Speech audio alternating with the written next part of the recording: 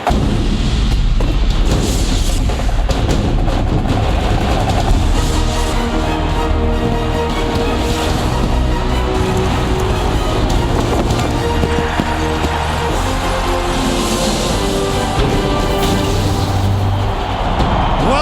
to the beautiful Valley of the sun setting at Glendale, Arizona, the home of the Tostitos Fiesta Bowl. It has brought together fans of Boise State from Idaho and the fans of Texas Christian University from Fort Worth, Texas. A great matchup, undefeated teams, Boise State and TCU in the Tostitos Fiesta Bowl. Good evening, everyone, and welcome to the Tostitos Fiesta Bowl. I'm Sam Rosen along with Tim Ryan and Chris Myers. A great matchup, two highly ranked teams, undefeated. Boise State, a high-scoring team, was here in 2007 and won. This is a team that depends on their quarterback, Kellen Moore. Well, and he's really good, Sam. They are so explosive offensively, 44 points per game. I think they're looking for a little redemption. Look, TCU is the only team to beat them in the last couple of years. A couple of keys for Boise State. I think they got to be able to run the football. They got to have some balance offensively to take the pressure off the quarterback, Kellen Moore. He is incredibly good. His numbers speak for themselves, and he's got to be patient. TCU's great on defense. They keep everything in front of them. The quarterback's got to be patient today. The Horned Frogs of TCU went 12-0 this season. They have won 4 consecutive bowl games. They are here on the big stage because they feel they have a team that can contend for the national championship. Well, and they're worthy of that respect. Look, they are very, very good on both sides of the ball when you look at them. The quarterback, Mark Dalton, really gets after it. Andy can throw it everywhere. He can spread it around. But when I think of the Horned Frogs, I think of a power run game. Boise State's got to get after it today at the D-line and linebackers. Take the fight to TCU. Boise State comes out with the sledgehammer. That signifies their special teams and the hammer that they hit with. The Boise State Broncos, 13-0 this season. They met up with TCU in the Poinsettia Bowl. Last season, TCU won by 1 point. They're coming here to try and turn it around on the big national stage, trying to go undefeated.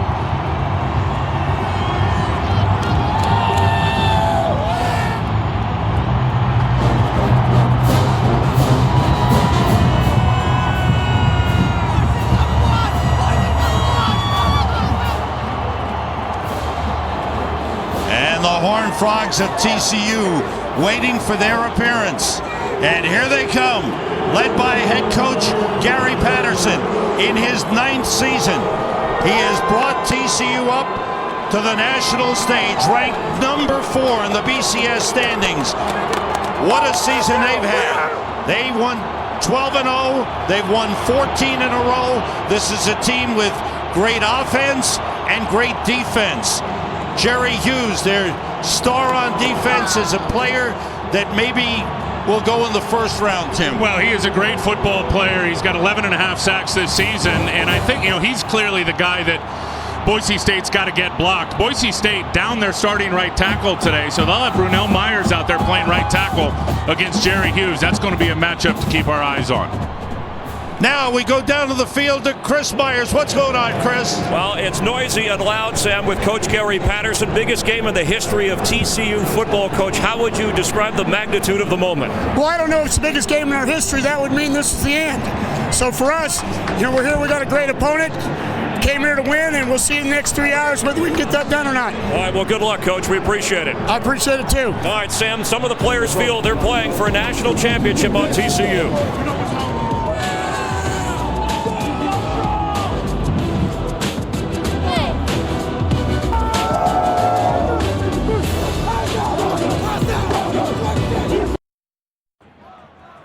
People started to recognize us a little more. The target on our chest got a little bigger. Everybody's gunning for you now. You're not really flying under the radar anymore. Because people know who you are, and I like it that way because then you get everybody's best game. Every game's fun because everywhere you go, places are going to sell out because they want to see the Broncos, and that's kind of where it changed since I've been here, and it's awesome that way. I wouldn't want it any other way.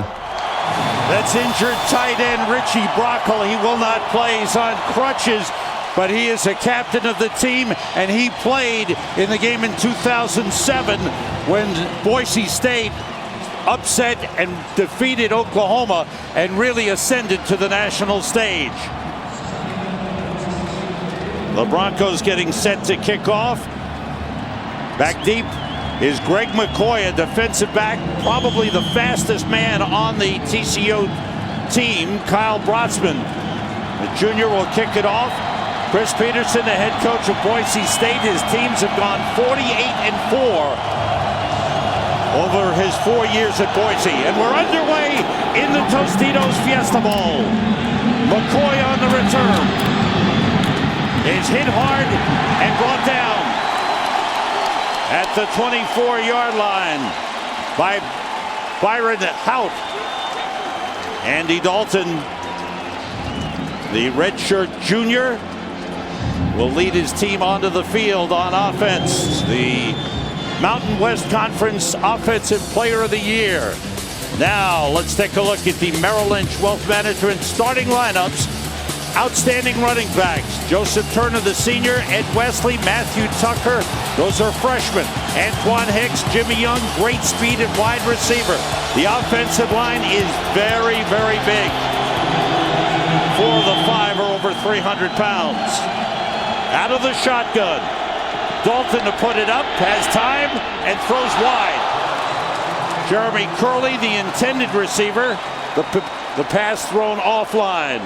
Now let's take a look at the Merrill Lynch Wealth Management starting lineups for Boise State on defense. 4-man front, Ryan Winterswike, the junior, gets the most pass pressure. The linebackers are active. Daryl Acree, outstanding. Kyle Wilson, senior cornerback, the leader in the secondary.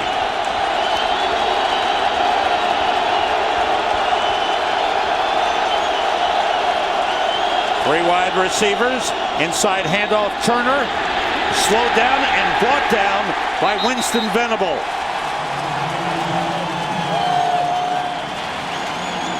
Good start defensively by Boise State. Well, and that's what they're going to have to do. Chase Baker, who's playing nose tackle for Boise State, really did a good job of driving the offensive lineman into the backfield and making Jerome Turner bounce. As soon as he bounced, Winston Venable was right there to clean it up. Venable has had an outstanding season. And I think when you watch number 17 today for Boise State, especially with all the perimeter and the edge running, some of that zone read stuff you see out of TCU, Venable is going to have an outstanding performance. 4 wide receivers on 3rd and 10. Everybody out. Dalton throws, completes to Ryan Christian, but he's brought down short of the first down. George Iloka and Brandon Thompson in on the stop on Ryan Christian, and TCU brings out the punting unit.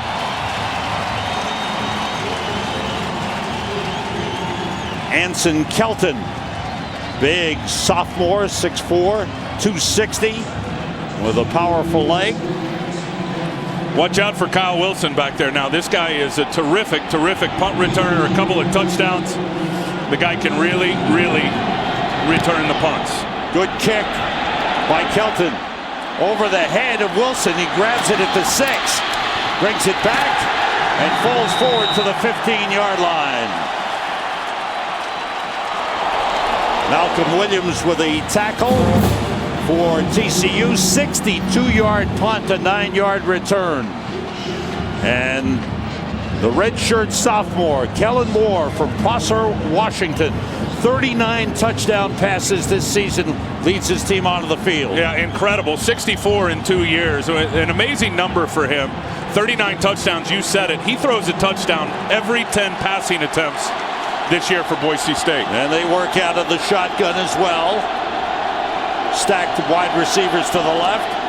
Moore gets pressure from Daniels, throws it way downfield for Titus Young, and overthrew him by 5 yards. He's got a strong arm. Let's take a look at the Merrill Lynch Wealth Management starting lineups for Boise State. Jeremy Avery rushed for over 1,100 yards. Dan Paul, a good blocking fullback. Titus Young, outstanding speed. And Tommy Gallardo, the tight end, an excellent blocker. Up front, Thomas Bird, the center, calls all the signals. He's a coach's son. He knows football. 2 running backs. Jeremy Avery and Doug Martin in the backfield. Moore on second down. Off the hands, incomplete. Intended for Austin Pettis, who is back from a broken leg, suffered in the last game of the season. Let's take a look at the Merrill Lynch Wealth Management starting lineups for TCU on defense. Jerry Hughes, the All-American award winner. He's the man to watch, but Wayne Daniels is outstanding as well. Darrell Washington and Tank Carter, excellent playmakers at linebacker. Nick Sanders, good shutdown corner. Greg McCoy, the man with a great speed on the other cornerback. Tommy Gallarda, the tight end, splits out on 3rd and 10.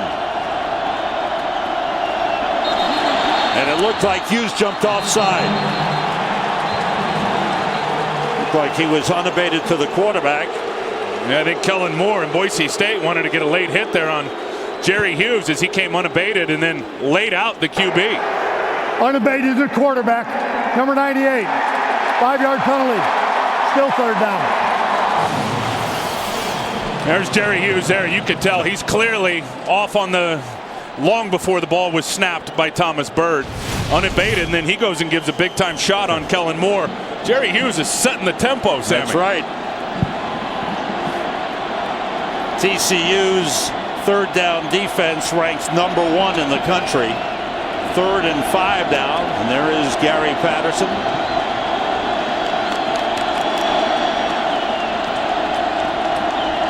Kellen Moore's brother Kirby is in at wide receiver. Moore puts it up deep again and overthrows everybody. Titus Young was the man out there, but he was well covered. So it's 3 and out for each team in their first possession. Yeah, that was a miscommunication on the route. The receiver was nowhere near the football when Kellen Moore just unloaded it down the sideline. He did do a good job of stepping up. Jerry Hughes had good pressure around the corner. That's one thing. You look at Kellen Moore, for a young guy, Sam, he's got a great presence in the pocket, knowing when to subtly move around. Jeremy Curley, the Mountain West Conference Special Teams Player of the Year, 2 touchdown returns this season, will receive Brotsman's punt. Curley takes it to the outside with good room, and he is chased out of bounds by Kyle Efaw. But good field position for TCU. There's a flag on the play on the far side. I think they're going to get Tanner Brock with a late hit over on the sidelines. He absolutely earholed a Boise State player who was trying to cover the kick. And it was after the return guy, Curley, was already out of bounds. Tanner Brock came and just laid him out.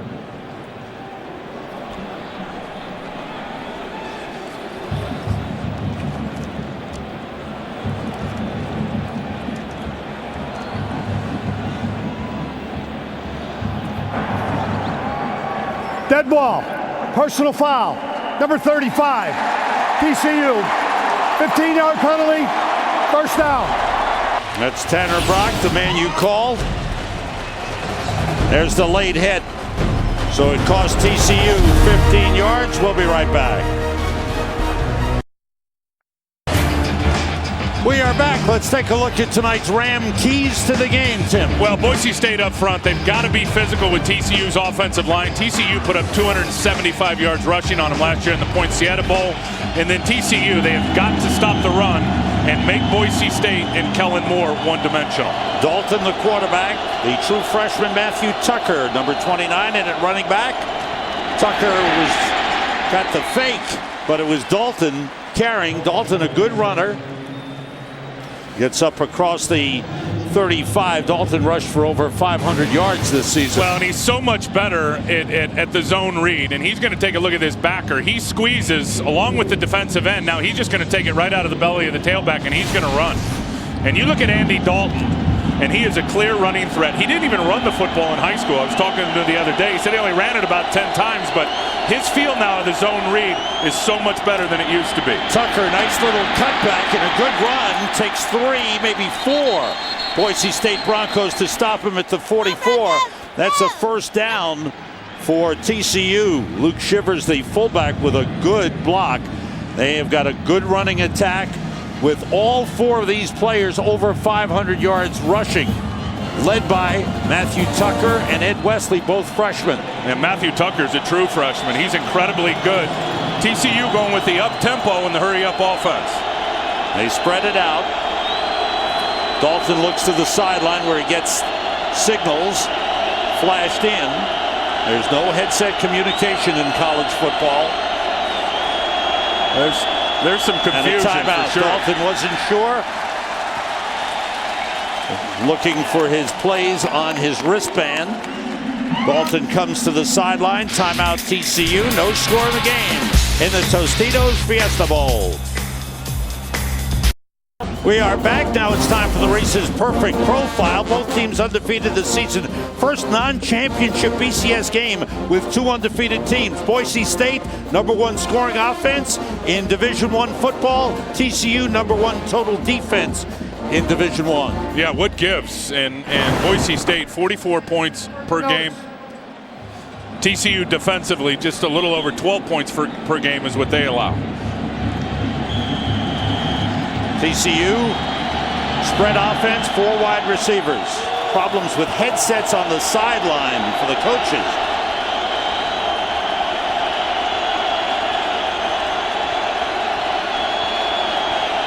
In motion, Wesley, the running back. Everybody out. Quick pass is intercepted. Brought back by Brandon Thompson for a touchdown for Boise State.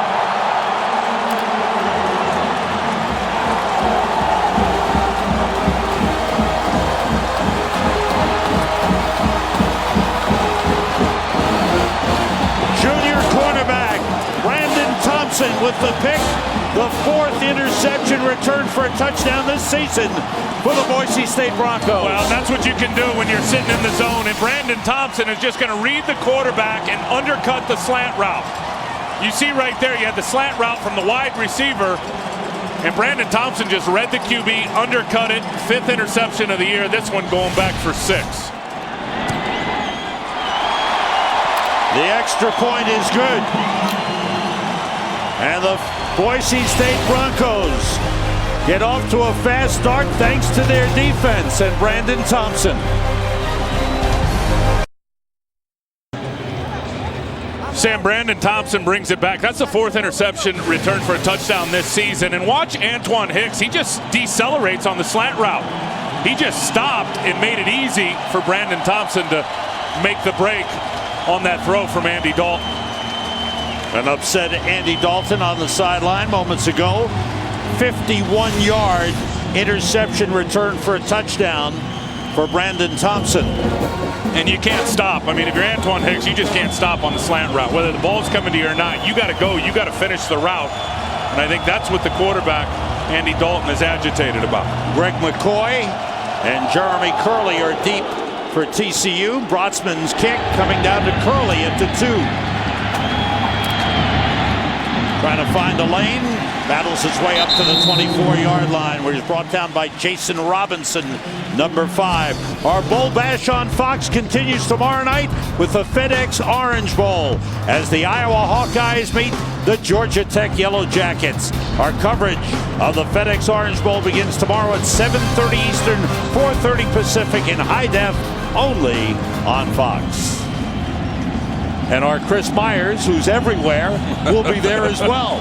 We're glad to have him on the sideline tonight. He'll be at the Orange Bowl, the FedEx Orange Bowl tomorrow night.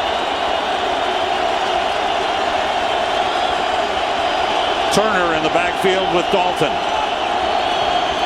They fake the end around. Dalton puts it up again, and he put it up into coverage, trying to hit Curtis Clay. Let's check in with the traveling man, Chris Myers. Sam, behind the TCU bench, Andy Dalton not only upset about the interception and not necessarily blaming the receiver. Even on the series before, he had trouble hearing when he went to the phone to talk to the offensive coaches. You mentioned the headset problem. They're having problems getting the plays in. He is being frustrated by that, and the noise level has gone up a few octaves since the opening kick.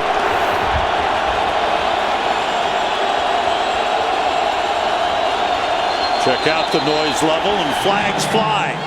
Movement on the offensive line for TCU. False start, 78 offense, 5-yard penalty.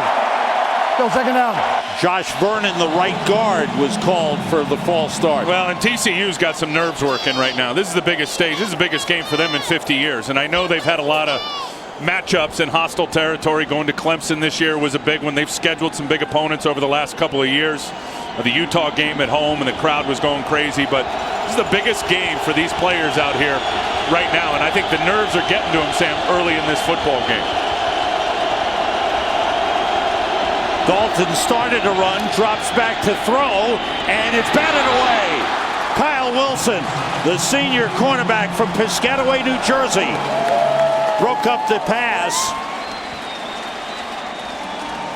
Pass intended for Ryan Christian. Yeah, and he's in man coverage. He gets turned around, but he never takes his eyes off the football and is able to get in the throwing lane and go get a pass breakup. Ryan Christian was open going down the field on a post route. Andy Dalton, you see right there, 7 interceptions only in his last 14 games, 3 of them versus Boise State. Going back to that Poinsettia Bowl last year. 4 wide receivers in. Blitz coming. Quick toss outside to Curley, and he's brought down. Shea McClellan, the defensive end, got back to help on the tackle. And I think part of the nerves right now for this TCU football team is you think of all season long, they haven't played in a dome. They have not played indoors. The roof is closed here today in Arizona. And as you said at the start of the game, Sam, this place is electric. Oh, this boy. atmosphere is absolutely cranking. Kyle Wilson, who said one of his happiest moments ever was when he walked just a few weeks ago to graduation. Graduated, 4-year senior. Degree in communications, would like to play pro ball. He's had a great career. Flags fly. Offside with contact, number 98, defense, 5-yard penalty. Still 4th down. Call that on Ryan Winterswike, the defensive end. You're talking about Kyle Wilson. You know, he's really the only guy that started and played in the 07 game against Oklahoma. So he's the one guy, I think, coming back here and the schedule being the same, the hotel being the same, all that stuff, the familiarity, he's really helped his teammates tap into it. There's Wilson on the return. Picks up a couple of blocks. Gets to the outside. There's a flag down back at the 35. Wilson ridden out of bounds at the 48-yard line. But we'll check out the flag. They may bring that back, and we've got some extracurricular activity going on. I think it's going to be on Jerron Johnson, myself, on an illegal block on the return. Number 23 for Boise State. This is a Big Ten officiating crew. On the return, illegal block in the back, number 23. 10-yard penalty from the spot of the foul. 1st down. Good eyes, Timmy. Here it is there, and that's, well, he had his helmet in front, but they made the call, so they're going to push Kyle Wilson after that punt return. They're going to push him back. A beautiful night out here in the desert. The aerial coverage for tonight's game presented by Bud Light. It's a beautiful shot of the sunset, and the people from Boise are having a good time, though the offense hasn't gotten going. Kellen Moore 0 for 3 to start the game. Well, they've had the ball 32 seconds. They're up 7-0 because of the pick 6 from Brandon Thompson. Jeremy Avery, who rushed for over 1,100 yards this year, stopped short of the line of scrimmage. Back at the 23, Kelly Griffin, the junior defensive tackle from Irving, Texas, made the stop. Well, and he started a couple of years ago as a true freshman. Didn't play a whole bunch last year. Now he's right back into it. Watch the penetration and then watch 43 behind him take Carter, clean it up. See, really good penetration right by Thomas Bird, forces the back to bounce, and then Avery's got nowhere to go with Carter there to clean it up. Tyler Shoemaker, number 89, and a wide receiver. Young takes the handoff on the end around. Titus Young with some running room is out of bounds up in the 41-yard line. And Titus Young is the kind of speed that they didn't have to deal with last year. But watch the block by Ifa out here as Titus Young comes on the end around. There's 80 with the big block. Ifa right out there on the corner. And then Burrows with a nice block as well down the field. And again, back to Titus Young. He didn't play in the Poinsettia Bowl last year, and he is the most electric guy offensively for Boise State when you talk about their weapons. Be tough for TCU to deal with tonight. Picked up 18 on that last carry. This is Avery bouncing off a tackle, getting up to the 47-yard line. Pickup of 6 for Jeremy Avery, a junior from Bellflower, California. Communications major as the band from Boise State plays on. There is Austin Pettis, who broke his leg in the last game of the regular season and has come back. He's limping a little bit, but they hope to get him in for a few plays during tonight's game. Two running backs, Jeremy Avery and Doug Martin, on the field. Martin goes in motion. Everybody out. Moore throwing short to Doug Martin. And is brought down.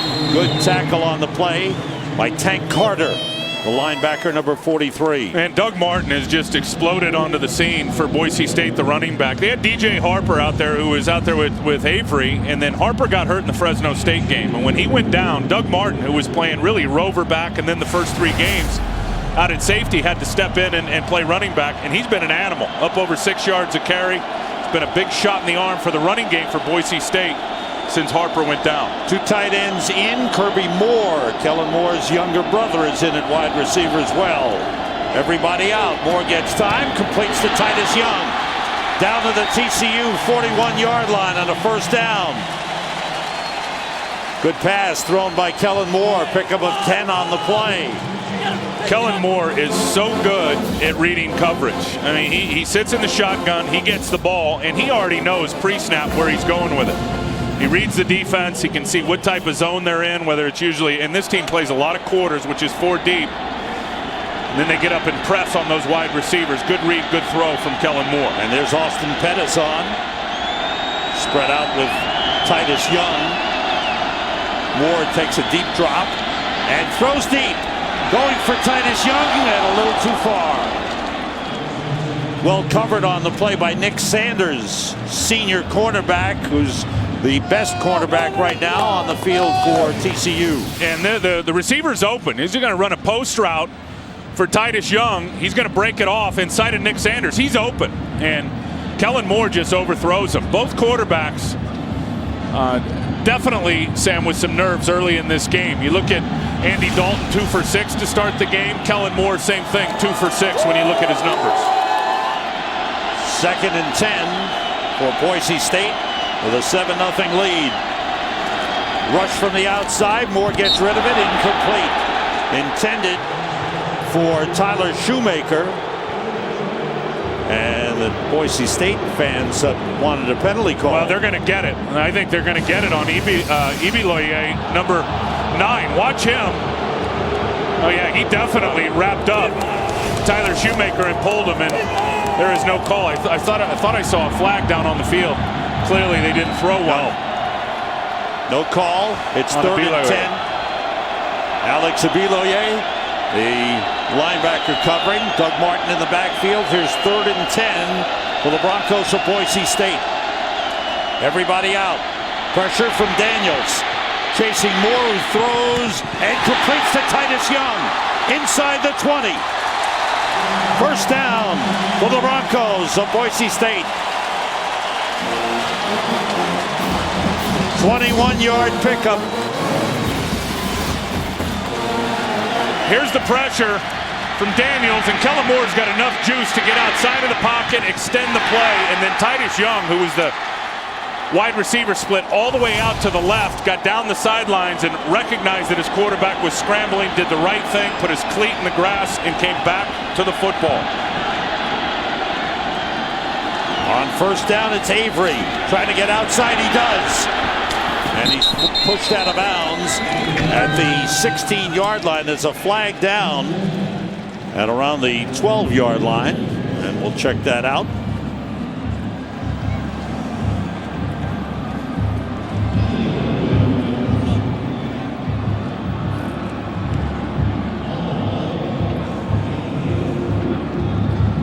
Long discussion amongst the officials.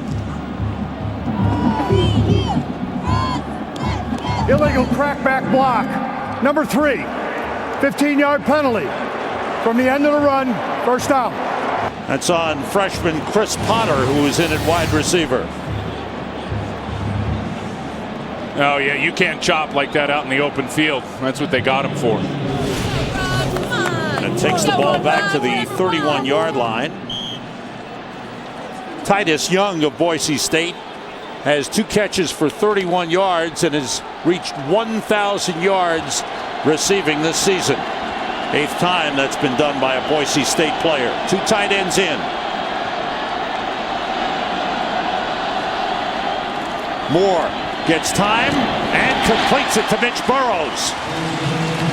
Down on the 22-yard line, Greg McCoy brought him down. Mitch Burrows, a freshman out of Meridian, Idaho. Kellen Moore just reading the safety, and he's going to look out to his left, and as soon as the free safety bailed out, he knew he had the slant route to Burrows in front of the corner. And as soon as the ball was snapped, you saw this safety bail out. He knew he had that slant route, read it perfectly. DJ Yendry, a freshman defensive tackle, is in. And around to Titus Young. And can't get to the outside. Well spread out by TCU. They stretched that play out and forced Titus Young out of bounds at the 26-yard line. It's hard to run on the perimeter against TCU. And I know Boise State has been good all year at getting guys out on the edge, out on the perimeter. But TCU has just got so much team speed defensively. Probably their best asset. And that guy right there, Darrell Washington, in my opinion, from watching the tape, one of the best linebackers in college football. He can fly. Washington, a senior out of Irving, Texas. And certainly a high draft pick consideration. People feel he'll be possibly a second, maybe a late first. Everybody out. Kellen Moore throws underneath for the tight end, Efaw, and he's tripped up at the 19-yard line by Tyler Luttrell. So the field goal kicking unit coming on now for Boise State. The penalty hurt. The crackback block penalty against Chris Potter. And then good defensive work by TCU forces a field goal. Kyle Brotzman, as you see, 17 of 23 this season. This will be a 36-yard try.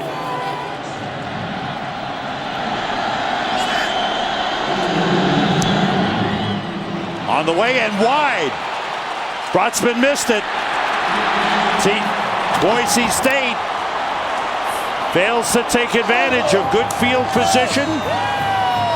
And you can see the reaction of TCU coach Gary Patterson. Look, this defense gives up 12 points a game. You got to get points whenever you can. And here's the kick. The snap looks like it was good. Not a problem with the snap. There's the kick, just pushes it high and up to the right. And that was a problem, look, in the Poinciana Bowl last year when you watched Boise State in that game. Now, they didn't move the ball very well up and down the field. They got out to an early lead, but they got down near the money zone or in the red zone, and they were not converting touchdowns. Chris Peterson told us that's a huge key in this game offensively. They get down near the red zone, they got to score touchdowns. Now from the 20, TCU with Andy Dalton handing off to Joseph Turner. And the senior running back picks up 6 on the play. Good work up front by the offensive line, led by junior center Jake Kirkpatrick. These great overhead shots, by the way, are brought to you by DirecTV. If you call yourself a sports fan like Tim Ryan, you've got to get DirecTV. I know Tim has it. I have it. Got to have it. 2nd and 4. Dalton under center this time. And a handoff to Turner. And a first down for TCU. Joseph Turner, veteran running back. Nothing fancy about him, but a strong runner. Well, he's led TCU in rushing for 3 straight years. And I'll tell you what Boise State's going to do to counter that is they're playing with the bigger backers today. And instead of Hunter Smith being out there and J.C. Percy being out there starting the game, we're going to see more of Aaron Tevis. We're going to see more of Daryl Acree in there for Hunter White. And J.C. Percy at linebacker. And there's Tevis, number 36. First down, TCU. Off the fake. Dalton throws and completes it. Up to the 36-yard line of Bart Johnson. Bart Johnson has now caught a pass in 22 consecutive games.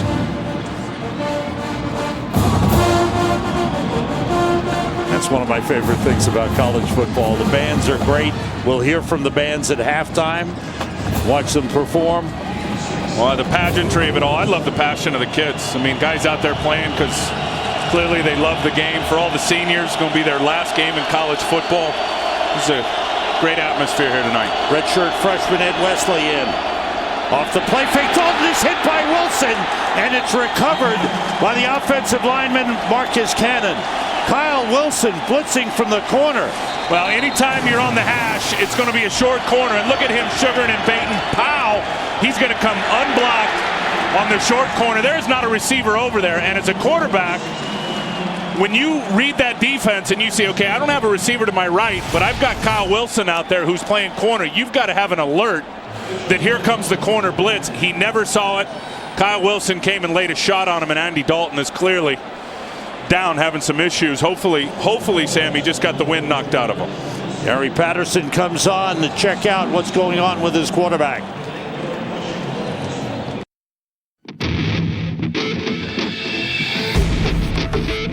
Introducing the 2010 Motor Trend Truck of the Year, the all-new Ram Heavy Duty. With a legendary 6.7-liter Cummins turbo diesel, an all-new refined interior, it gives brains more to think with. It gives muscles more to work with. It gives trophy shelves more to deal with. Introducing the 2010 Motor Trend Truck of the Year, Ram. Does your phone surf the web? Does your phone surf the web with the speed and power of a pro surfer at Pipeline? Does it bring you the web in all its glory, in all its intended pixels, allowing you to reach the farthest expanses of its universe, deepest depths of its oceans, without getting as much as a grain of sand in your shorts? Droid does. Wave-shredding web speed. In a world of doesn't, Droid does. Right now, buy a Droid and get a Droid Eris free. On the left, Andy Dalton, the quarterback of TCU, sitting up. On the right was the man with the hard hit on the blitz, Kyle Wilson, senior cornerback, with a great play. And they never saw him. He's jumping around here. Watch 48 Luke Shivers. He comes back in motion. There's nobody to block the edge. Nobody. So the quarterback's got to be able to see that. There's no receiver to throw to, so here comes the corner on a Cowboy blitz from the boundary. And that's just a great play by Kyle Wilson. That's the experience factor for that corner, Kyle Wilson, playing games with the quarterback and then exploiting it. Dalton goes to the sideline, and in at quarterback is senior from Houston, Texas, Marcus Johnson. His last game action was October the 31st. Marcus Jackson, 6'1", 216, played in the game against UNLV.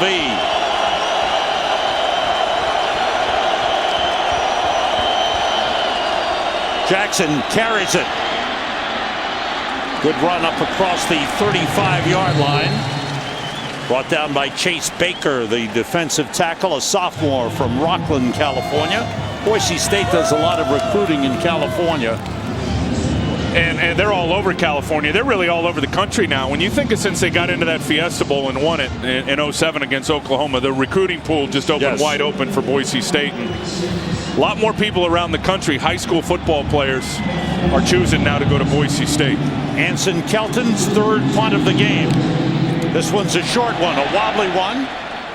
Bounces in favor of TCU, and Kyle Wilson takes it out of bounds across the 30-yard line. And talking about that recruiting pool and what they're doing, Boise State, right there, southwest Idaho in the Treasure Valley, a great, great place. And they got 20 from Idaho, they got 36 from California, 6 from Oregon, 6 from Washington, that being Kellen Moore, one of those guys. Arizona, they're able to recruit down there. And 6 in the state of Texas, including George Iloka, who's a big player for Boise State, the safety. Don't forget Kyle Wilson from Piscataway, New Jersey. Chris Myers on the sideline. What's happening? Andy Dalton just got the wind knocked out of him, deflected any medical attention. There's not a scratch on his red head. He'll be back in the game, Sam. Thank you. Jeremy Avery carrying up to the 33. They spotted the ball at the 28, a 5-yard pickup. Good report from Chris Myers updating Andy Dalton's status. Yeah, that's great news. Here, another good run. Watch the slant by the defensive line, and it's going to create a nice little running crease up inside. You see Jerry Hughes slanted down inside. He got washed down. Tate Carter tried to fill to the outside. He got walled off, pushed to the outside, and made a nice hole, a nice crease for Jeremy Avery. Kellen Moore is 5 for 10, 48 yards. As his brother Kirby in motion, starts to run. The little toss to Jeremy Avery, trying to cut it back. TCU all over it. Good defensive work, led by Kelly Griffin up front, the defensive tackle. Boy, he becomes, you notice Kelly Griffin. I know Hughes has the big reputation and the star of the defense, but Kelly Griffin does a good job inside. Well, they're very solid along the front. You talk about Jerry Hughes, Wayne Daniels, very good at the other defensive end. Corey Grant, a first-year starter, second-team all-conference. Kelly Griffin, though, short, quick, and thick. 6'1", about 300 pounds. He's doing a nice job in this game getting penetration.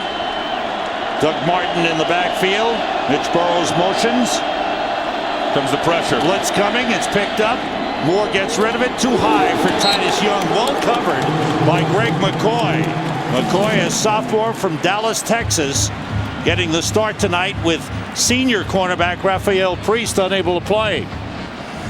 McCoy can fly. You got to be careful throwing those deep outs his way, because if he gets one of those, it's a house call in a heartbeat. Guy that's clocking that 40 at about 4.3. Boise State with a 7-0 lead, courtesy of a 51-yard interception touchdown return by Brandon Thompson. Second punt of the game for Kyle Brotzman. Jeremy Curley is back deep. Good kick. Curley goes back, takes it at the 17. Trying to find some running room, but he slipped and goes down at the 26-yard line. Well, the regular season is over. The postseason begins this coming weekend. And we've got wild card action for you right here in Arizona on Sunday beginning at 4 p.m. with a Bill Ford Tough pregame show as the Arizona Cardinals host the Green Bay Packers. That should be a good one. Green Bay winning 7 of their last 8. Yeah, they are red hot right now when you watch how they're playing. Arizona 3-3 in their last 6. That's great news right there. Yeah. Andy Dalton getting back on the field for TCU. Dalton just 3 for 7 for 18 yards as TCU has not gotten their offense in sync as yet. Matthew Tucker at running back. Flag on the play. Somebody moved on the offensive line. Big Nick Richmond, number 79. Offense. Yep. 5-yard penalty. Still first down. That's 6'8", 322-pound Nick Richmond, a senior from Garland, Texas, and it's hard to miss him if he moves. Oh, he's huge. 16 starts coming into this game. He is just massive. And they're big up front, but he dwarfs everybody. 1st and 15 at the 21.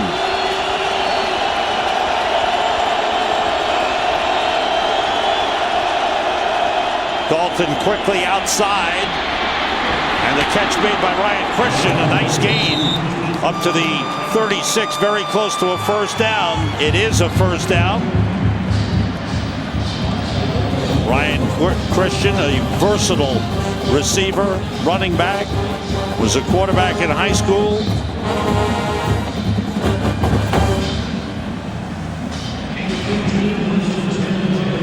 And we have come to the end of the first quarter of the 39th annual Tostitos Fiesta Bowl.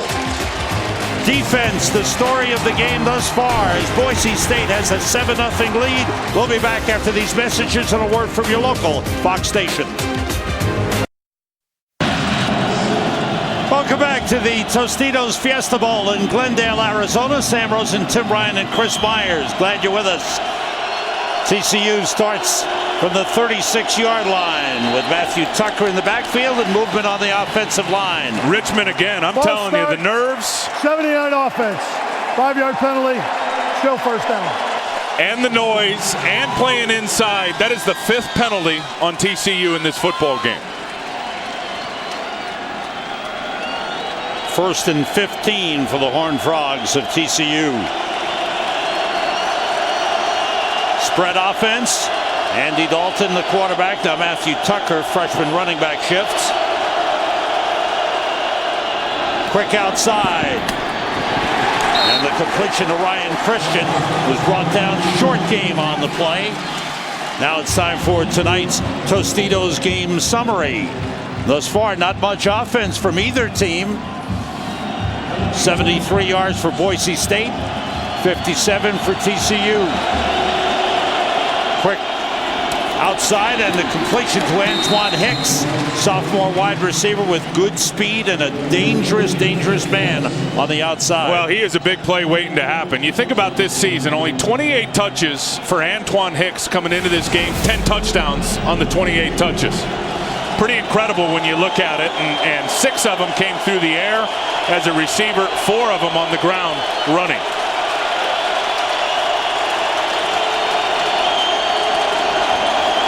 Two running backs in.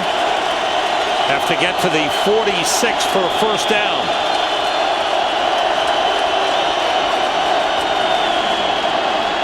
Dalton gets time, but nobody open.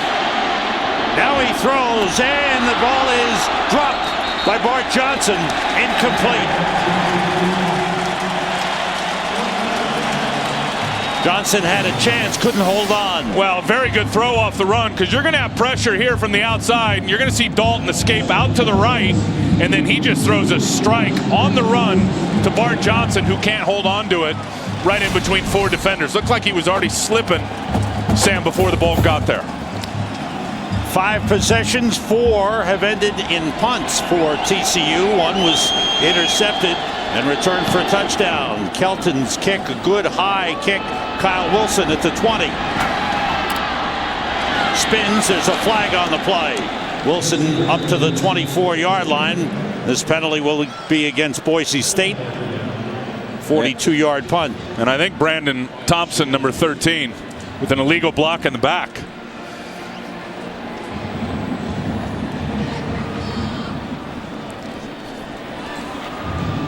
The Big Ten crew headed by Bill Lamagnier. He was hitting Malcolm Williams in the back. There's number no 15. foul on the play. The block in question was on the side. First down. So with the discussion, they pick up the flag. And it is a good call, because you look at, he's completely in front of him, and then there just gives him a little shove. Good non-call. And the human target was part of the festivities here at the Fiesta Bowl. The human target begins January 17th on Fox. A good-looking show. Well, I know where I'll have my crosshairs January 17th. You could be the human target. Boise State from the 24, their 4th possession. Doug Martin and Dan Paul in the backfield with Kellen Moore. Moore goes outside to Titus Young. And a short pickup to the 26-yard line. Let's check in with Chris Myers on the sideline. Well, Sam, Tim Ryan mentioned Titus Young is the fastest player on this team, and it's obvious that Chris Peterson wants to get him the football. The 5th touch already for Young. Now, in pregame warmups, Austin Pettis said he was about 80% coming off that broken left fibula, and it affects some of the route running. So look for Pettis to be the go-to guy throughout the game for this Boise State offense. Thanks, Chris. Titus Young's got 15 all-purpose touchdowns this season for Boise State. Doug Martin, he's quick through the hole. Good run. And that's got a first down for Boise State. Just short of the 35-yard line. TJ Johnson made the tackle for TCU. Very good block here by the center. He's going to cut, and watch him get a knockdown, and then you'll see the cutback from the running back. See, he's got the backer right there. There's the key block, which gives the crease to Doug Martin. Very nice block from Thomas Bird on Darrell Washington. Hurry up offense as Moore works under center with 2 tight ends in. Martin again puts his head down and barrels forward to the 37.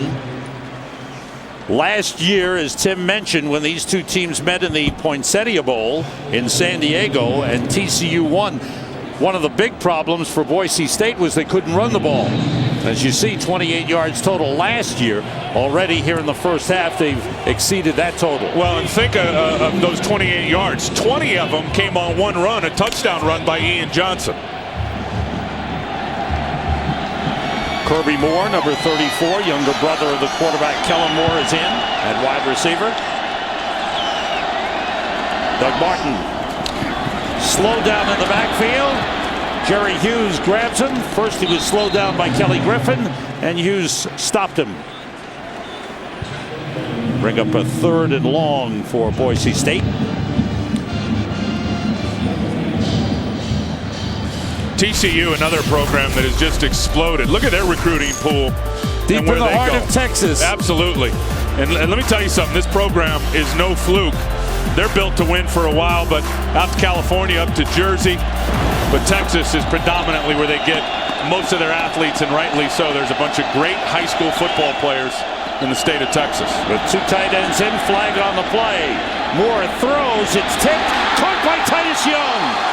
And he is brought down by Alex Abiloye. The flag is against TCU. It looked like Jerry Hughes jumped offside. And that's just a great job by Kellen Moore, understanding the situation. He's got a free play, and he can put up a risky throw as he did there to Titus Young. Offside defense, number 98. That penalty's declined. Play results, first down. Jerry Hughes does it again. Here he is. So he's going to come off quick, jumps into the neutral zone, and then here's the throw right there. High risk throw over the middle over Darrell Washington in front of Abiloye. And Titus Young comes down with it. Great job by the quarterback, knowing the situation that he had a free one. Pickup of 30 on the play. The end around to Titus Young, who's doing it all for Boise State. Short pickup here. Out of bounds, just shy of the 30-yard line. Jason Teague took him out.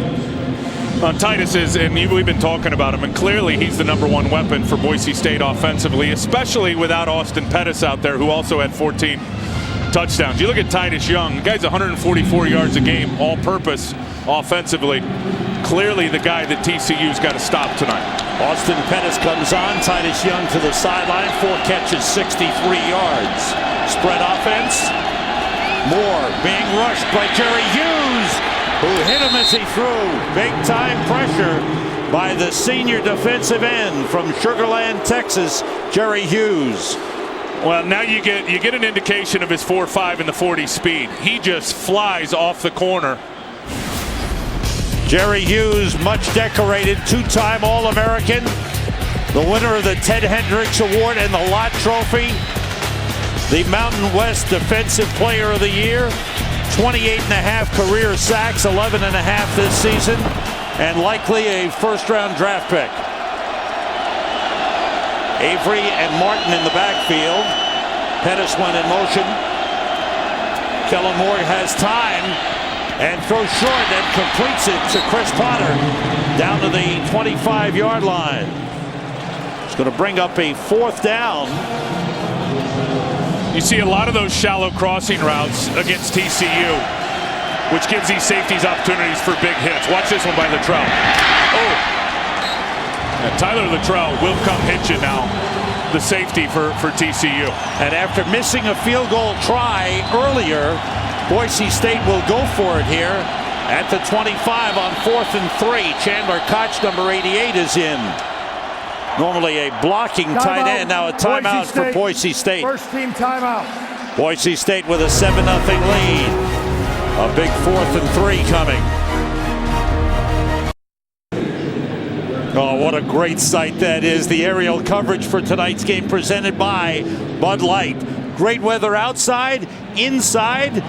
We welcome you into the University of Phoenix Stadium in Glendale, Arizona for the Tostitos Fiesta Bowl.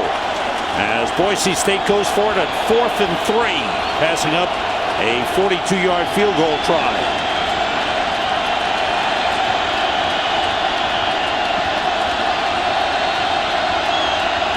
Kellen Moore gets time, throws for Austin Pettis, goes up and makes the grab at the 20-yard line. That's a first down. Coming back from the broken leg, Austin Pettis, the top receiver for Boise State, goes up and makes the catch for a first down. Well, good to see him involved in the game plan, and quarterback's going to put it up high, and Austin Pettis has the ability to go up and get it. Good throw from Kellen Moore, understanding the one-on-one coverage out there. Also a very good job in blitz pickup by Doug Martin, blocking Tyler Luttrell. Wildcat formation, Kellen Moore split out wide, and it's taken by the running back Jeremy Avery, and he's brought down at the 17-yard line.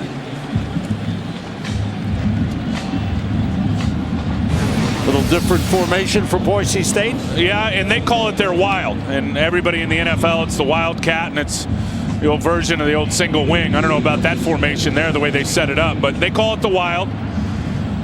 Good job defending it in terms of the perimeter, not letting Avery get to the outside. 11th play of the drive for Boise State. He's done a good job controlling the football. They have to put points on the board. They haven't done it offensively yet. Little shovel pass to Doug Martin, doesn't gain anything. Flag down. The Horned Frog fans. Let's check out the penalty call.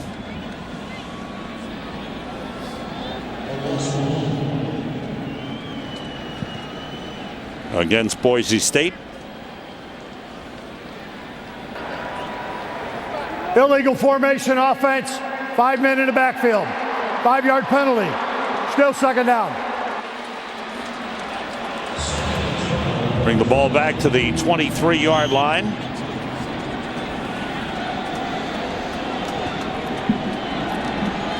As Austin Pettis comes back in. A big factor for Boise State is they're just keeping the ball away from TCU. Done a great job. Yeah, they're owning time of possession right now. They got an advantage by about 4 minutes. 4 wide receivers in, everybody out. Pressured by Jerry Hughes. The throw too high. Tried to get it to Austin Pettis. Double covered. The Nissan dual threat in tonight's game is Boise State wide receiver Titus Young. 63 yards receiving, 16 yards rushing. The Nissan dual threat brought to you by Nissan Maxima, where the sophistication of a sedan and the performance of a sports car come together as one.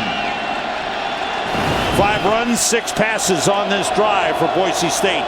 Doug Martin in the backfield. Everybody out. Kellen Moore puts it up for Chris Potter and missed him. Potter had a little room as he headed for the sideline. And now the field goal kicking unit comes on. Yeah, Potter it looks wide open to me. Kellen Moore's just not on his game. Usually very, very accurate. He's just got the nerves working right now, just stretched out in front of Potter. He laid out, gave maximum effort to get it. Just no chance, as that ball was thrown too wide. Hunter White is the holder. Brotzman will attempt a 39-yard field goal. Missed from 36 earlier. This one he's got right down the middle. First offensive point scored by the Broncos of Boise State. They have a 10-0 lead on TCU.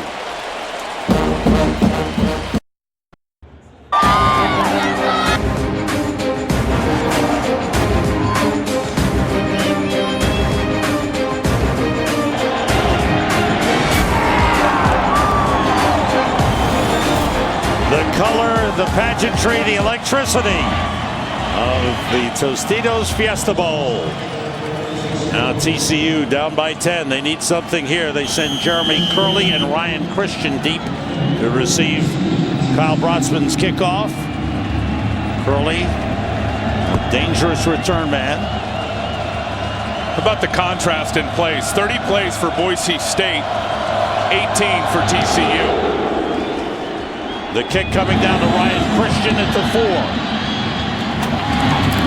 And ran into his own man, was brought down at the 20-yard line. This February, America's sport comes home as NASCAR goes back to its roots with racing like it's meant to be. And it all starts with the Great American Race. The 2010 season of NASCAR on Fox begins February 14th with the Daytona 500, the greatest race of them all. Let's go down to the field with Chris Myers. Chris, what do you got? Well, Sam, the center for TCU, Jake Kirkpatrick, huddled his offensive lineman in the last series, said enough already with the penalties and the noise, get it together. They practiced indoors at TCU and piped up the crowd, but nothing like what they're hearing here. Kirkpatrick's the leader. Thanks, Chris. Blitz coming. It's picked up. Pass to Christian. And Kyle Wilson pulls him out of bounds up at the 30-yard line. Very close to the first down line. Officially, the field goal by Brotzman was 40 yards. Initially, they had indicated 39. Officially, a 40-yard field goal for Kyle Brotzman of Boise State.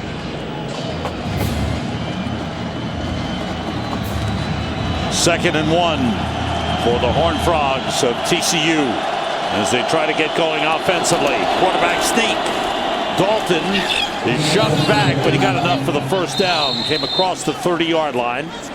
led by Jake Kirkpatrick, the junior center, who's the only married player on the team. He's the guy who gives them experience and maturity. Well, and he's really a first-year starter. You talk about flourishing in year number 1 as a starter. He's had a huge season in his leadership, Sam, and Chris talked about it. It's been incredibly good for that offensive line. Dalton steps up to let the line know. 3 wide receivers. They go inside of Joseph Turner. And Turner with good power. Carries up across the 35-yard line. Pickup of 5 on the play. Boise State's got some of their backups out there in terms of their defenders on the defensive line right now, and you can see TCU's getting push. I mean, on that run right there, you saw all the purple surge forward for about 3 or 4 yards against that front. And trying to figure out the signals. Marcus Cannon turning to his quarterback. Looked like he was trying to read his lips. Can't hear. 4 wide receivers in. Oh, the ball is dropped by Dalton and he falls on top. Back to the 25-yard line. That didn't seem like too high of a snap, but Dalton didn't seem to be ready for it. It's just poor execution early in this game for TCU. There was nothing wrong with that snap. It was perfect. Jake Kirkpatrick and just went up and threw his hands. So now the ball back to the 25. They've got to get to the 41 for a first down. And listen, they're no slouch offensively. Give Boise State some credit. They're playing great on defense. TCU's a top 5 offense in college football. Blitz coming. It's picked up. Dalton throws to Ryan Christian. Trying to spin away, but couldn't do it. Good tackle by George Iloka. Sophomore from Houston, Texas, who used to compete with Jerry Hughes when Hughes was a running back in Houston. Well, and a very good tackle by George Iloka. They're going to send the blitz, and then they're going to play zone behind it. And Iloka's just there waiting for it. It looked like Christian had the edge on him as he tried to spin outside, but Iloka reached out and got his leg and didn't let go and got him down. Kelton with his 5th punt. Oh, good high kick. Boomer. Kyle Wilson has it go over his head, and it bounces out of bounds. What a kick by Edson Kelton. Out of bounds at the 4-yard line. 65-yard punt. Pins Boise State back deep, but Boise State has a 10-0 lead. And here we have had some great shots. Right now, Boise State offense comes on, starting from the 4-yard line after a 65-yard punt. See how much they trust Kellen Moore with his back against the wall against this big-time defense. Moore goes back into the end zone to throw, and he puts it up deep for Titus Young, and it's broken up. Covered by Greg McCoy. They've been battling throughout the game. 2 guys with a lot of speed. I guess they trust Kellen Moore. He drops back and throws a takeoff route down the sideline. Really a good throw, but better defense by McCoy. Look at that. Titus Young, more yards than TCU's offense right now. 2nd and 10. Jeremy Avery and Dan Paul in the backfield. As Moore works under center. Avery, there's a hole there. It closed up in a hurry, but a good pickup up to the 8-yard line. Let's check in with Chris Myers again. Chris. Sam, Tim, one of the adjustments Gary Patterson has made is he's put his fastest defensive back, Greg McCoy, we're just talking about, who runs a 4.3 240, and he's trying to match him up wherever Titus Young goes when he's in the game. It's a way to kind of neutralize the speed, or at least put speed on speed. Thanks, Chris. As we mentioned, Rafael Priest, normally the starting quarterback, a senior, unable to play, and McCoy getting the start. 2 tight ends in on 3rd and 6. Watch out for Titus Young right here. Moore with time. He's got an open man. It's Chris Potter. Comes down with a first down at the 24-yard line. McCoy was covering. Good route run by Chris Potter, a freshman out of Westlake Village, California. Well, and a very good job. Look at that. It's a very catchable ball as Kellen Moore put it up. And he said his dad taught him that when he was young, and he was ball boy out there for his dad at Prosser High School. His dad was a coach. He said you got to throw a catchable ball, and obviously taught him about pocket presence as well. I mean, let's look at him drift to the right, find an open passing lane, and throw a perfect football. Mitch Burrows in motion. Blitz coming. In trouble is Moore. He puts it up. Way downfield for Titus Young, incomplete. And a flag on the play. There was contact with Jason Teague. Titus Young looked like he was playing defense, and he pulled Teague back. Let's watch here. It looks like Teague's going for the ball, and then Titus Young pulls it back. I think that's offensive pass interference. Defense, number 27. Wow. 15-yard penalty. Previous spot, automatic. First down. 15-yard penalty in college football, pass interference. Well, you look at Teague, he's got his eyes on the ball. That's completely incidental contact, inadvertent tangling of the feet, and it looked like Titus Young pulled him backwards. Wow. I disagree with that call. I think that's offensive pass interference. A break for Boise State. As they get the call, it's first down at their own 39-yard line with Jeremy Avery, the running back.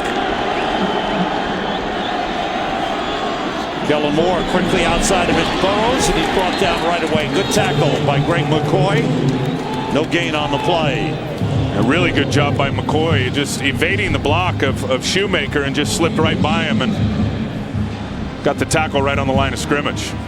Kellen Moore, 11 for 21, 106 yards passing. Coming up, the Reese's halftime show. Chris Rose, Jimmy Johnson, Eddie George will have first half analysis. The Boise State and TCU bands will play for you. Hope you'll stay tuned for that.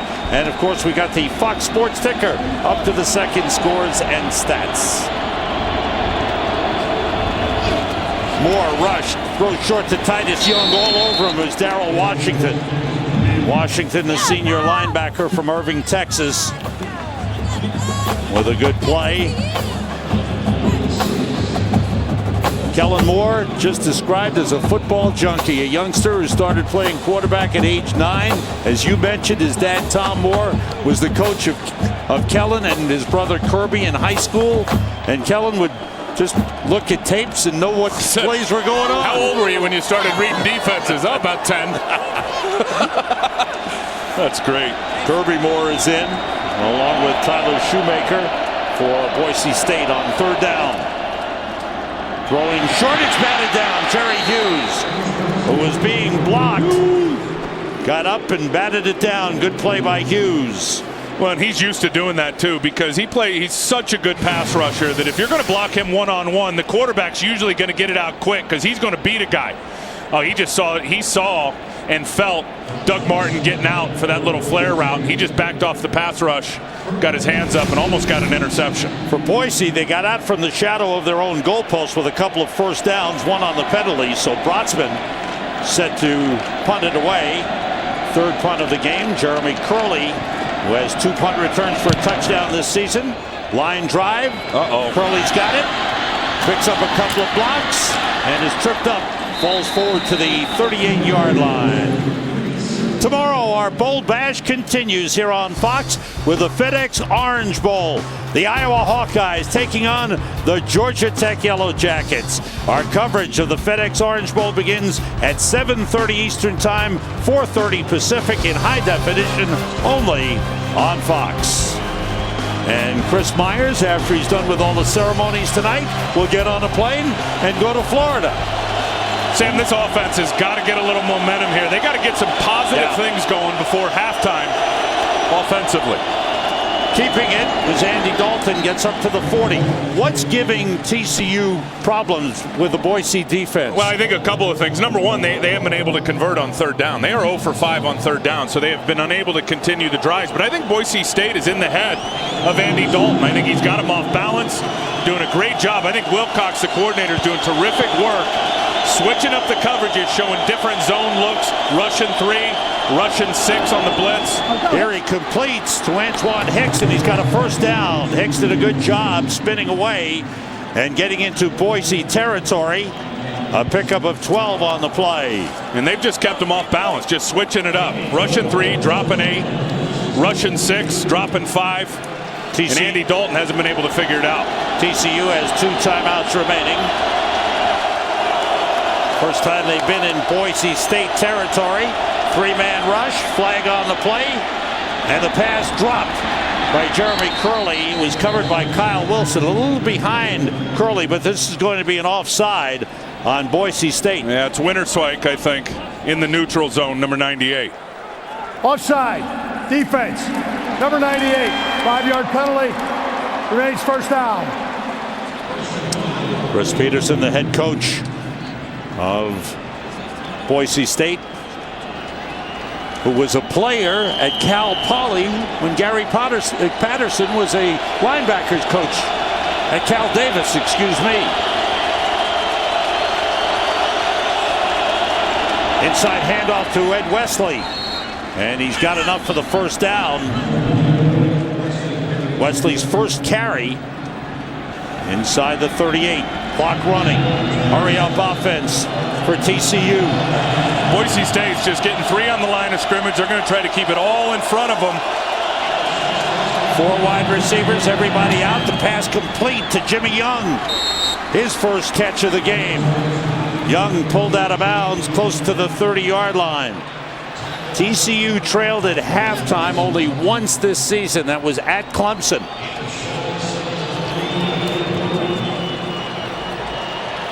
And TCU, that was the 3rd game of the season. They came back to win that game 14-10.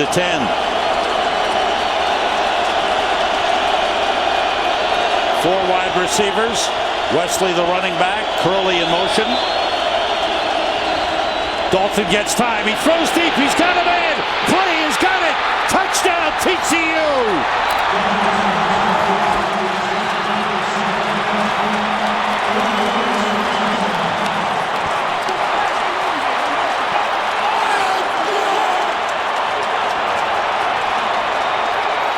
Curtis Clay, a junior out of Lockhart, Texas, taking in the pass from Andy Dalton. A big score by TCU in the final minute of the first half. And it's just a slant and go. Curtis Clay comes off to the inside. Brandon Thompson was playing on the inside, and then he went out and just took off. Yeah, they're going to get Brandon Thompson, it looks like, down in the end zone with a face mask. But that was a sluggo. Slant and go for Curtis Clay, the leader of that wide receiver group.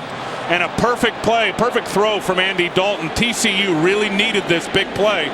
This momentum going in at halftime. 30-yard touchdown pass from Dalton to Clay. Ross Evans for the extra point.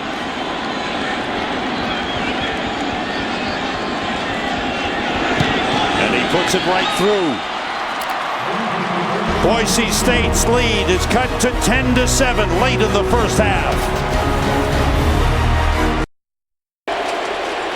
Andy Dalton coming up with a big play. Wow, what a super read by him. There's the key right there, the safety. As he moves over, he knows he's got man on the outside. There's the slant, and he pump fakes it. Curtis Clay is able to run away from Brandon Thompson for the touchdown. But the key was Andy Dalton, making the right read, seeing the safety go to the middle of the field. Sammy knew he had the one-on-one matchup he wanted on the perimeter. Because of the face mask penalty, TCU will kick off from the 45-yard line. Kevin Sharples will kick it off for the Horned Frogs. Back deep, and it's brought out by Titus Young. And he is brought down short of the 10. He gambled. But Tanner Brock, the younger of the Brock brothers, was in on the tackle. Don't forget, coming up on the Reese's halftime show, Chris Rose, Jimmy Johnson, Eddie George will have first half analysis. We'll also watch and hear from the Boise State and TCU bands. A great part of college football. So stay tuned for the Reese's halftime show.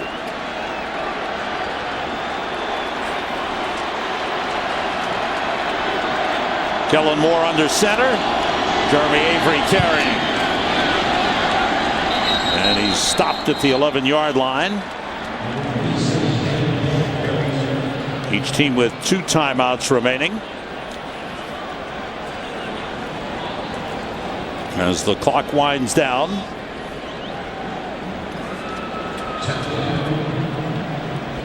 Andy Dalton. TCU needed a spark offensively, and Andy Dalton gave it to them. Quick strike offense for TCU. 5 plays, they went 62 yards in the big touchdown pass. Well, like I said, I mean, they are certainly capable of finding their groove and putting plays up in a hurry. They're 40 points a game during the season. TCU with the favorites coming in. Couldn't get their offense going until the end of the first half. Boise State got a big interception. Touchdown return by Brandon Thompson. 51 yards. They put up 3 points offensively. That's all. But Boise State has the lead. The Horned Frogs huddle on the field before they head for the locker room. Andy Dalton feeling good at the end of the half as TCU gets on the board. The Reese's halftime show is coming up next.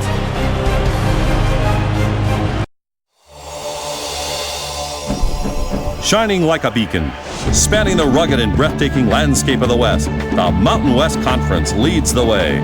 From deep in the heart of Texas to the California coast, the 9 great universities of the Mountain West Conference rise up to meet the challenges and forge ahead. A zest for life and the spirit of adventure to take you to new heights. This is your destination. This is the Mountain West Conference. BCS halftime show on Fox. Now, Boise State is the highest scoring team in the land, but it's the D, not the O, that got it going. Brandon Thompson with a return to sender. The Broncos lead the Horned Frogs 10-7 at the break. And with that, hi everybody. We welcome inside the Fox Network Center alongside Jimmy Johnson and Eddie George. I am Chris Rose. And guys, we thought maybe the scoreboard was going to get a little bit of a workout there in Glendale. What has happened, Jimmy? Chris, neither offensive team is sharp as what we were expecting. But you look at this. 39 days since TCU's played a ball game. 32 days since Boise State's played a ball game. The other thing, you got the number 1 rated defense in the country, the number 15 rated defense in the country. I fully expect both offensive teams to be a little bit sharper the second half. It looked like TCU was staring into the bright lights of the big stage coming on because they're not used to playing in a game like this. 6 penalties in the first half, knocked the offense off of rhythm a little bit. And now what we're seeing is hopefully they can come back out and settle down. It was huge for them to score that touchdown before half to get some of that momentum back, and now they had it coming back out of halftime. And Boise State quarterback Kellen Moore, normally 65% completion during the regular season, started off the ball game really erratic, throwing the ball high, throwing it long, and missing his receivers. And again, this was a surprise because normally he is a very accurate quarterback. But again, throwing the ball high, throwing it long. Again, we expect him to be a lot sharper the second half. Well, you talked about that offense struggling. The last time Boise State did not score an offensive touchdown in the first half was against San Jose State. November of 2006. That was 43 games ago. Now, we saw something interesting there at the end of the half. Gary Patterson, Coach of the Year all around, calls his team together. What's going on here, Jimmy? Well, he's got a little bit of momentum in that they scored right before the half. Now, he's seeing that his team's starting to pick up some steam. They were disappointed in their play the first half. Defense played well. Offense did not play well. He knows he should be dominating this game. They're not doing it right now. Did you ever do that? I called him out in the middle of the field a few times, but not in that situation. They're lucky to be down by 3 points right now. Yeah, exactly. Missed opportunities definitely for the Broncos. All right, our BCS coverage wraps up tomorrow night with a pair of top 10 teams going at it in the FedEx Orange Bowl. Georgia Tech against Iowa. With a preview, here's Dick Stockton and Charles Davis. All right, thank you, Chris. And with Georgia Tech having his team photo in the background, getting ready for tomorrow night's FedEx Orange Bowl, and what a contrasted styles between the great running attack, the offense of Georgia Tech, and Iowa's staunch defense, Charles. You're exactly right, Dick. And Iowa's defense prides itself on being able to stop the run. But this running game is unlike any they faced in a long, long time. And when you look at the two-headed monster running the football for Georgia Tech, you talk about their quarterback, Josh Nesbitt, 9 yards away from a 1,000-yard season, and their star running back, Jonathan Dwyer, 2 straight years, well over 1,000 yards. Those two, truly double trouble. And Charles, on the other side of the ball, Ricky Stanzi, who had ankle surgery after leading the Hawkeyes to victories in their first 9 starts, has had a lot of time off, ready to come back now, and he faces a great pass rusher in Derek Morgan of Georgia Tech. And they can't wait to have Ricky Stanzi back under center. You mentioned it, Dick. 9 straight wins with Ricky Stanzi under center. Hurts his ankle against Northwestern. They lose their last 2 football games. But with him in control, this team really responds. And Derek Morgan, the All-American defensive end, he would like nothing more than to have a chance to rush the passer and not chase running backs. All right, Charles. So it'll be Iowa against Georgia Tech tomorrow night in the FedEx Orange Bowl. Back to you, Chris. All right, guys, we'll see you tomorrow night. Dalton to Clay gets TCU on the board. We've got more, including the bands, coming up after this.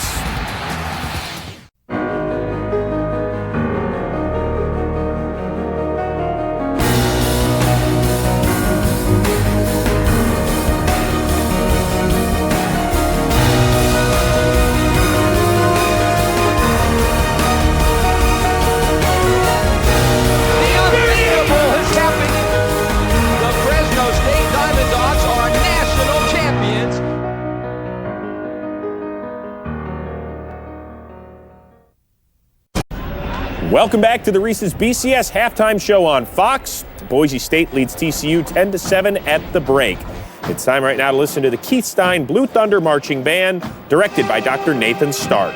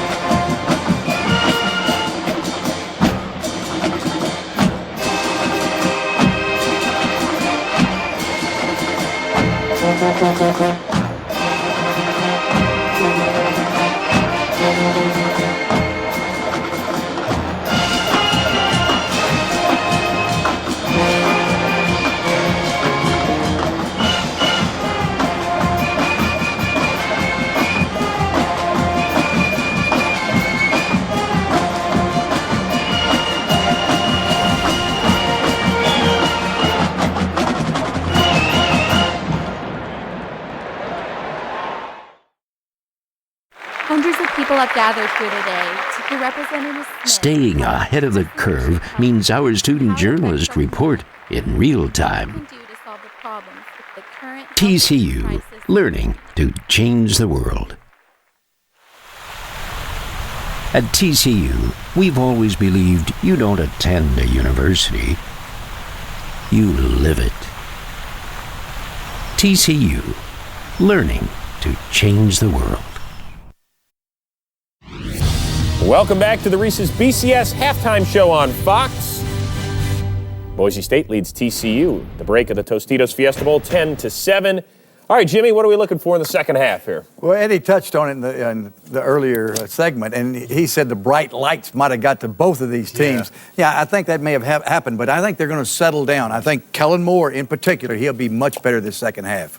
Yeah, I agree. I think they both settled down. The offense is not going to play as sloppy as they played in the first half. You know, a lot of missed opportunities by Kellen Moore. I think TCU has to run the ball a little bit better to get a sense of balance so they can try to get some more points on the board. You know, Boise State does have the lead right now, but you got to have a feeling that maybe Chris Peterson's going, this thing's kind of slipping away from us a little bit. Do you think he's feeling that way? Maybe that's why he gathered them at midfield and said, guys, well, Gary Patterson did that, certainly. Yeah, we're missing an opportunity here. Yeah. So, but I mean, you feel like the momentum has shifted to the other side of the field a little bit. That's the way it felt in the last 2 minutes. Because realistically, Boise State should be winning by 17 points right now, 17-0 or 13-0. And they missed a field goal, right? They missed a shot downfield with Kellen Moore. So it could be slipping away a little bit. All right, it's time right now to listen to the TCU Horned Frog Marching Band, directed by Bobby R. Francis.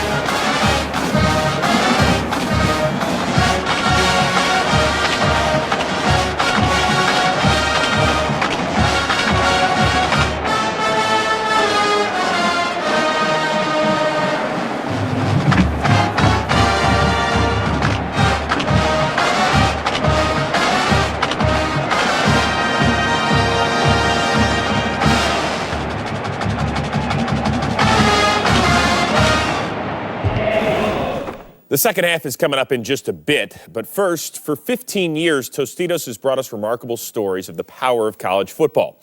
This year's no different as they bring college football to our troops serving on the front line in Iraq. With its time-honored traditions, college football on New Year's Day has become a favorite way to celebrate for many Americans. Yet for one group of dedicated Americans, there are no holidays and no bowl games. But a special delivery from home was on the way.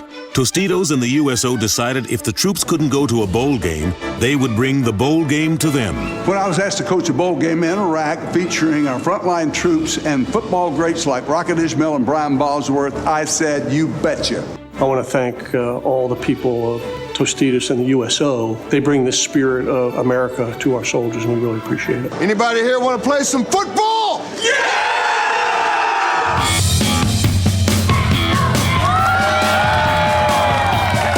Tostitos is about bringing people together to celebrate the pride, passion, and camaraderie of college football. And knowing the sacrifices that these troops have made for us, we wanted to give something back to them.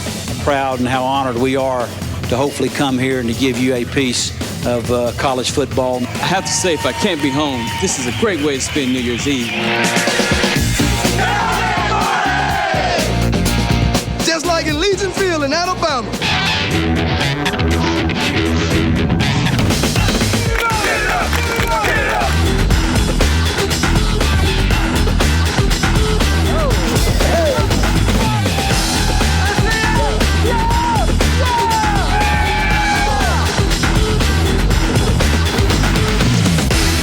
For 2 days, Camp Liberty cheered, ate, and played. A well-earned taste of home had come to them to show that we are truly all in this together.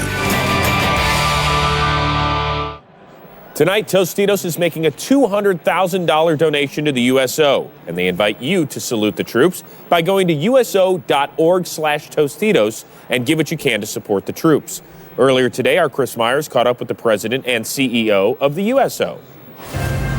Thanks very much, Chris. A generous gift from Tostitos to the USO, and I'm with the president of the USO, Sloan Gibson, and a lot of great football coaches and players were involved helping out our troops and their families. That's exactly right. Anytime we can do something like this for troops, it sends a strong message of thanks, gratitude from the American people for their service and their sacrifice. I saw Barry Switzer, among others, helping our troops, and go to USA.org to help out our troops and their families. Thank you very much, sir. Thank you, Chris. Thank you. Chris, back to you. Thanks, guys. Kyle Wilson left a Boise State bruise on Andy Dalton. Another hard-hitting half coming your way after this. On the banks of a river, in a city of trees,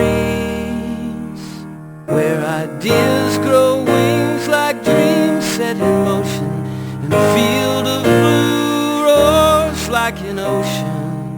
That's where I'll be, that's where you'll find me, Boise State University.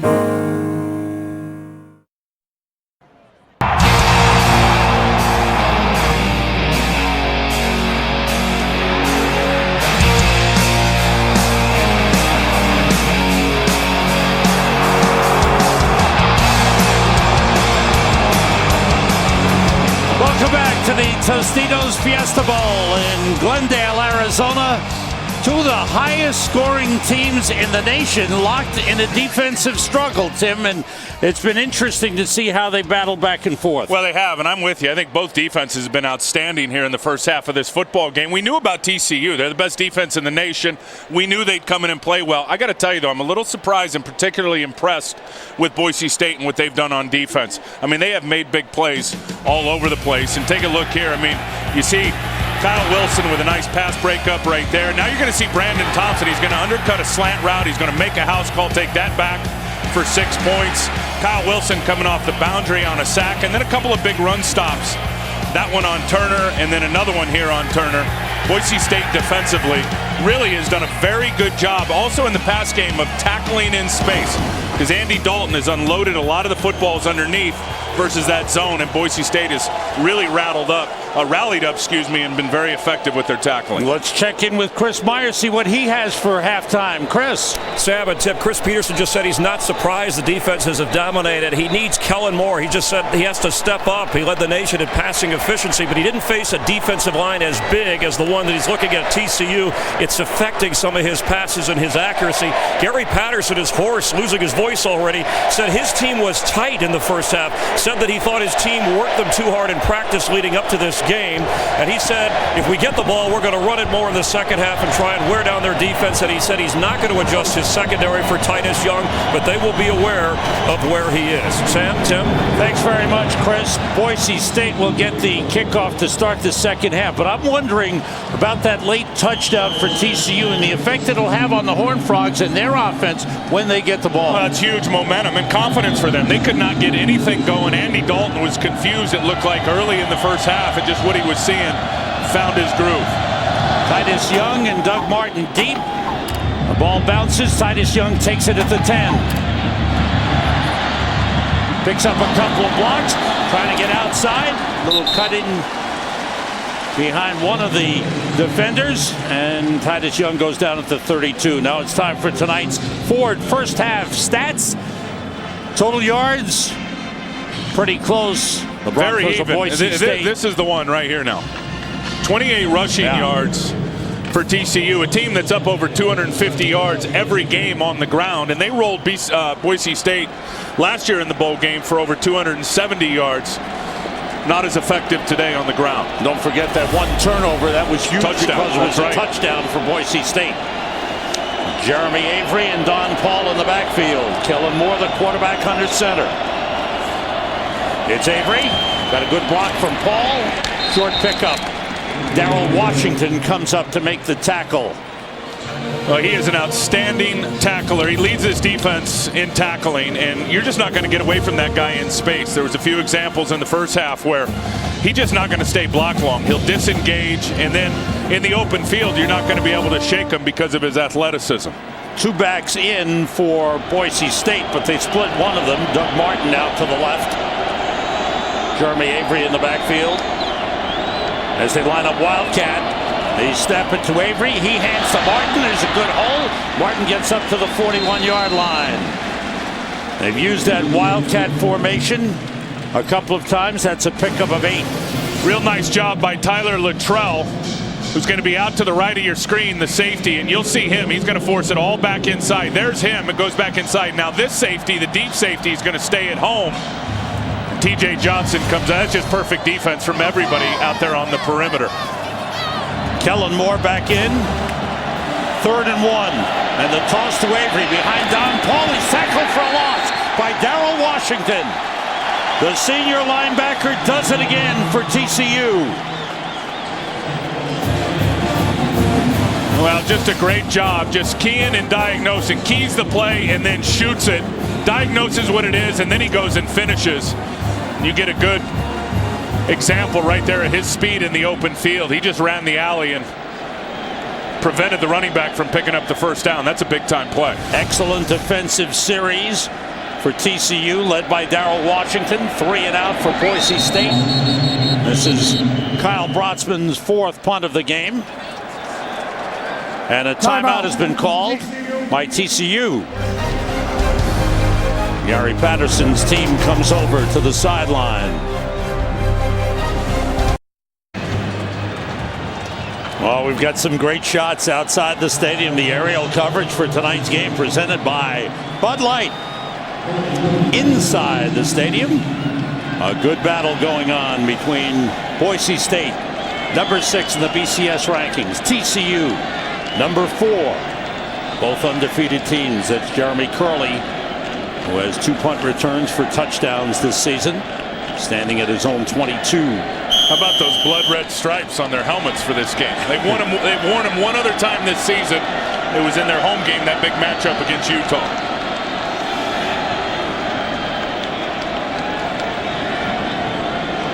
Kyle Brotzman Looks like they're trying to draw TCU offside. Couldn't do it. Brotsman gets it away toward the sideline, and it bounces out of bounds at the 23. That's a great punt by Kyle Brotsman. TCU back in the 30s, a powerhouse in college football. The legendary Dutch Meyer won 2 national championships with 2 legendary quarterbacks, Sling and Sammy Baugh in 1935. Led TCU to a Sugar Bowl win, and then it was Davey O'Brien, the 1938 Heisman Trophy winner, leading the Horned Frogs to a Sugar Bowl win and another title in 1938. The glory days of TCU. Well, and this is the most wins for this TCU team since 1938. Out of the shotgun, Dalton handing to Joseph Turner. Now, TCU, we thought, would run the ball well with 3 excellent running backs in Turner, Wesley, and Tucker. They haven't run the ball well at all. No, they haven't. And I think you look at the defensive line for Boise State, and Ryan Winterswijk leads that group, and he is really a neat story. I mean, he's 2-time All-WAC. He came to Boise State as a walk-on, a gray shirt, a guy that really wasn't even invited, and came and walked on, started at safety. They moved him to linebacker, said, you know what, go down to the D-line. He has really developed into a legitimate defensive lineman. On the quarterback draw, Dalton is brought down. Good tackle coming up from the outside by Jerron Johnson, the safety, number 23. They spread the wide receivers out, 4 wideouts, and Dalton tried the quarterback draw.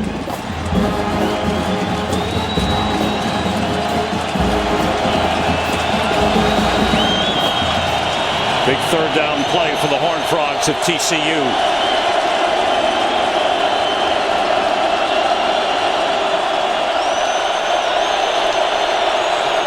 Everybody out. Dalton throws, and a diving catch by Jeremy Curley for a 1st down at the 36-yard line.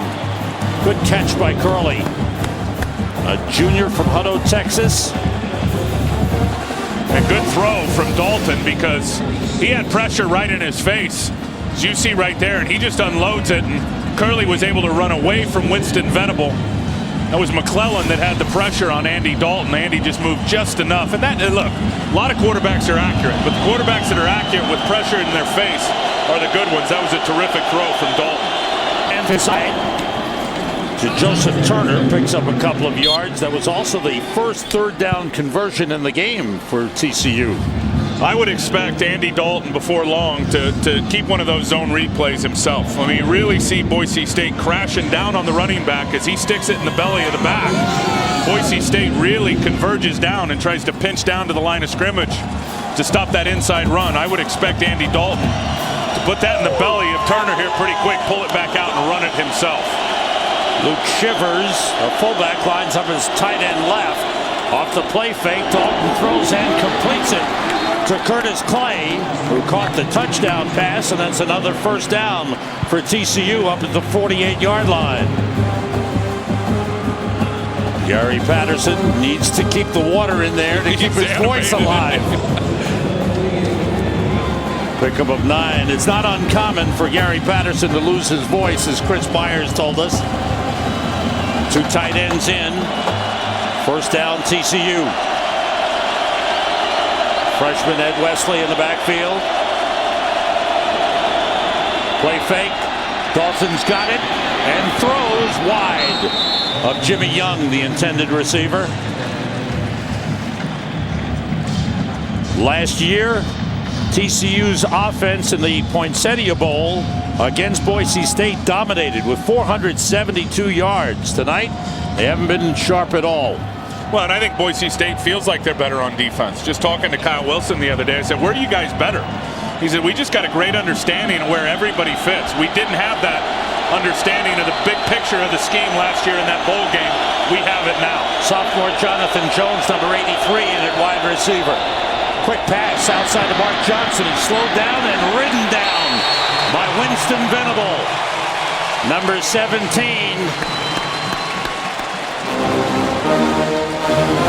We talk about TCU speed on defense. Boise State's got it too. Watch all the white jerseys showing up. First, it's going to be Iloka. He's going to force the cutback on Bart Johnson. Now here comes Venable. Then Winter Swipe. Then Aaron Tevis. Then Jerron Johnson, the leading tackler on the defense, is going to come in late. These guys will swarm to the football with the best of them. Know that Venable name? His dad played for the San Francisco Giants. His brother plays for the San Diego Padres, Terry Venable. Curtis Clay and Ryan Christian, the wide receivers. Here's third down. Dalton's pass incomplete. Again throwing wide of Curtis Clay, who was well covered by Kyle Wilson. And TCU is forced to punt. Well, they had man coverage that time, and they've done a really good job. And Justin Wilcox, the defensive coordinator, switching up the looks. Talked about it in the first half. That time they brought blitz. They brought 2 extra rushers, had man coverage out on the edge. And Dalton did not, the receiver and Dalton did not get on the same page. There's big Anson Kelton, his 6th punt. He's at a 65-yarder. This one a high, short one, waving for a fair catch. Kyle Wilson takes it at the 17. Boise State with a good defensive stand continues to lead 10-7. The Tostitos Fiesta Bowl on Fox is sponsored by Tostitos. Good times guaranteed. Back at the Tostitos Fiesta Bowl, it's time now for the Taco Bell Impact Players of the Game. Titus Young, 8 touches in the game, 76 yards. And Brandon Thompson, the cornerback, with a 51-yard interception return for a touchdown. Tonight's Taco Bell Impact Players of the Game thus far. Second possession, second half for Boise State, starting from the 17. Doug Martin and Dan Paul in the backfield. Martin finds a hole. Gets up to the 25-yard line. Good run by Doug Martin. TJ Johnson made the tackle. Watch the inside push from this offensive line and how they're moving TCU off the ball. And that Will Lawrence. They're going right away, Tim. We'll get back to that in a minute. But they went no huddle. And Doug Martin carried again, comes up a half-yard short of the first down. Sorry to interrupt your analysis. No, it's fine. I just think Will Lawrence and those inside players, Thomas Byrd, Kevin Sapien, they played well early in this game. We saw in the first half, Thomas Byrd had a terrific block for a big pop up the middle, and that time it was Will Lawrence who had a good block on the defensive tackle. Boise has had 2 good offensive possessions in this game. They've had 2 13-play drives. One ended in a missed field goal. One ended in a made field goal. I think it's just a matter of time before Kellen Moore finds his groove. Half-yard short. As you can see, it'll bring up third. Because I'm telling you, he's had guys open. We saw earlier in the game when Titus Young was wide open on a post route, he overthrew him. Chris Potter down in the red zone where he threw it too far out and too wide where the receiver couldn't get it. He's had open guys. He's the #1 rated quarterback in college football in terms of efficiency. He's going to find his stride here in the second half. Now he's gone to the field side, the wider side of the field, to pick up his yardage. Where they haven't had success is out on the perimeter when they've tried to get anything really outside the tackles in the run or the pass game because of the speed of the TCU defense. Byron Howe, the defensive end, is in as a blocker. And the carry by Martin. And he's got a first down. TJ Johnson the tackle, but Doug Martin picks up the first down. Well, and he's got to deal with Byron Hout and the running back. Here's TJ right here, and watch this fill like a missile.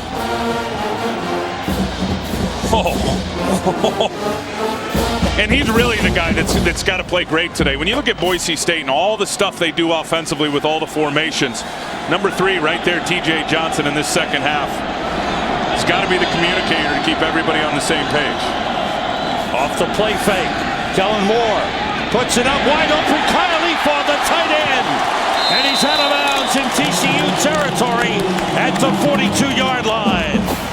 Good play fake, good pass thrown to Kyle Leafaw, sophomore tight end from Boise. Well, and he's going to run a corner route on quarters coverage, which means 4 deep. And you saw right there, he just wide open. McCoy jumped the post, got himself out of position, And I told you about that accuracy from Kellen Moore. He lasered that right into Kyle Ifa. Perfect throw. Pickup of 28 on the play. Ifa, the pass-catching tight end. Tommy Gallardo, the blocking tight end. Out of the shotgun, Doug Martin wrapped up. Good penetration started by Tyler Luttrell that slowed him down. The ball came loose, but I believe he was ruled down. And Tank Carter just blew that up. And they got it's ruled a fumble, recovered by TCU.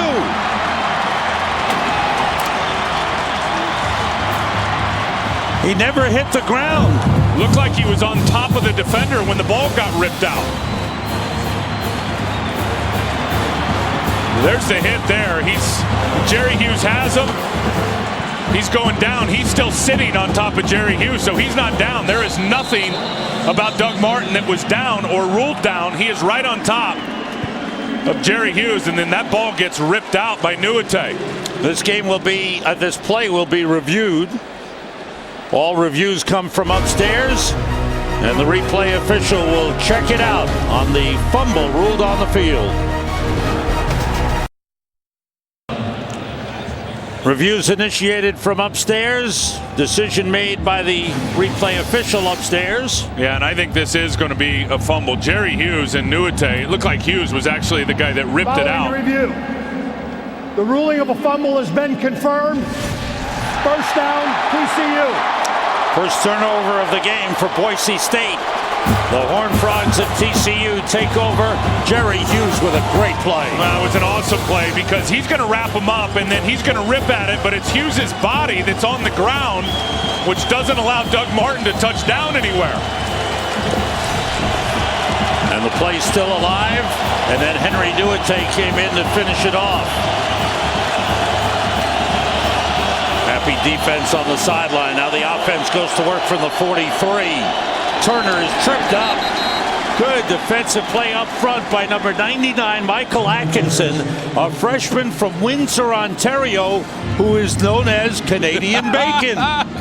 They went up to scout someone else, and they saw him playing in Windsor. They do some scouting in Canada, and sure enough, they do recruiting up there, and they found Michael Atkinson, a 332-pound freshman nose tackle.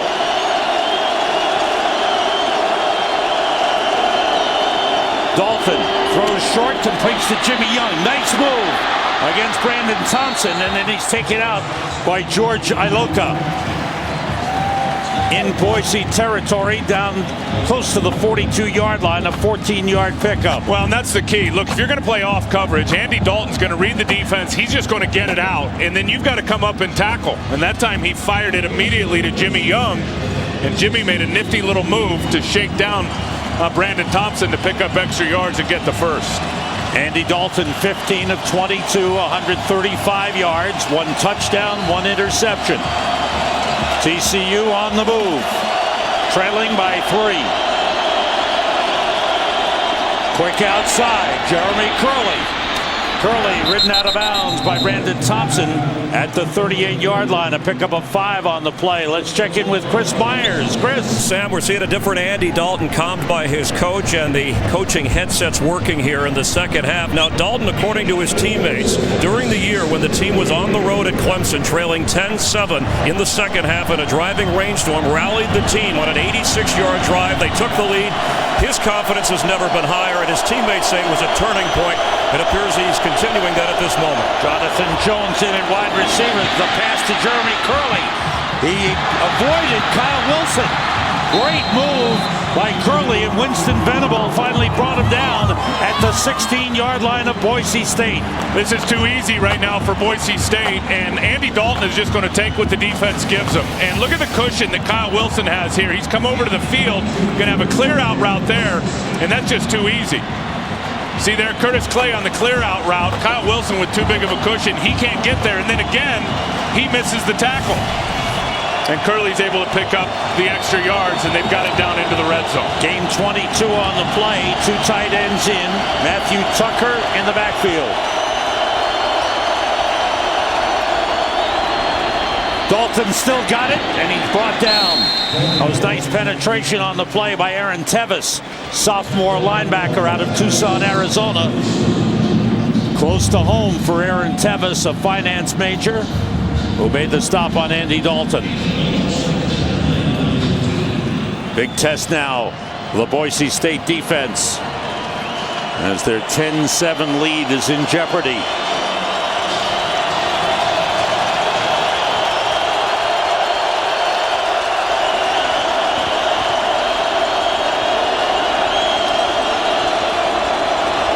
Fullback steps back. Dalton on the quarterback draw. Trying to get outside. Good tackle on the play by Jerron Johnson. Junior from Compton, California. Jerron Johnson making the play. Well, and he was a middle linebacker. Here he is here. He was a middle linebacker in high school. You can see his instincts. He's reading the quarterback. And he just got up, and as Andy Dalton tried to get to the perimeter, it was not happening with Jerron Johnson, the #1 tackler on this defense. They have to get to the 6-yard line for a first down. Tucker, the running back, splits out on the empty backfield.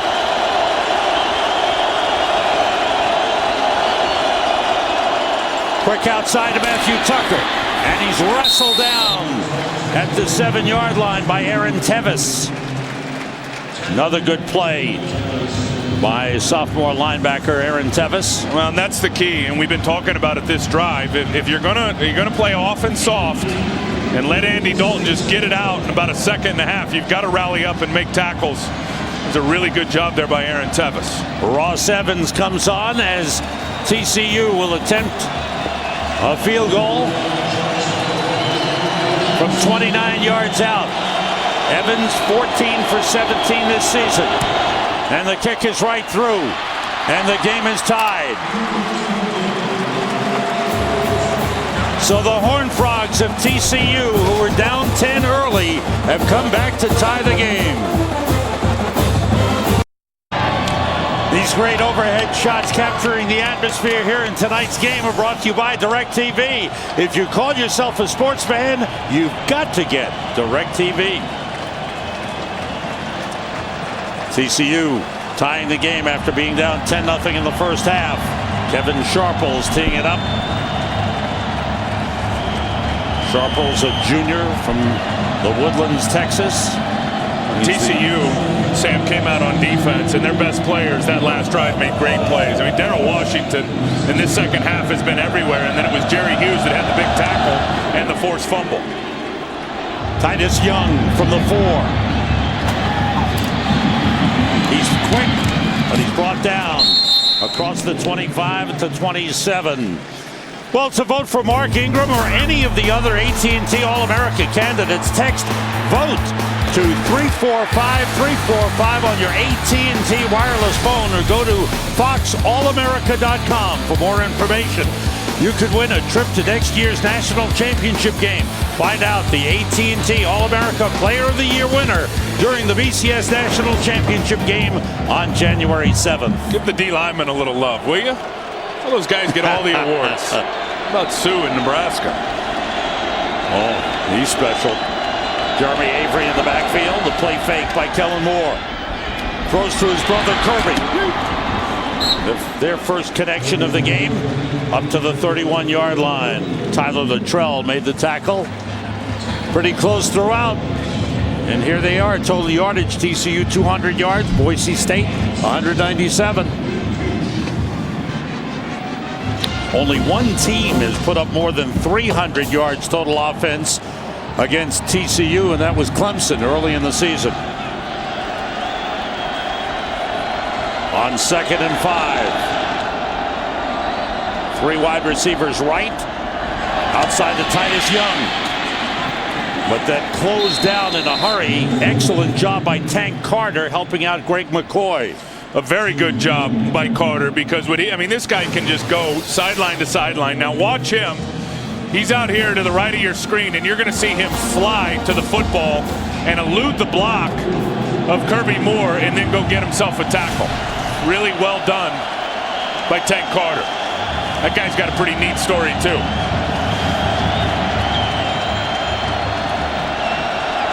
There's a big 3rd and 4 for Boise State.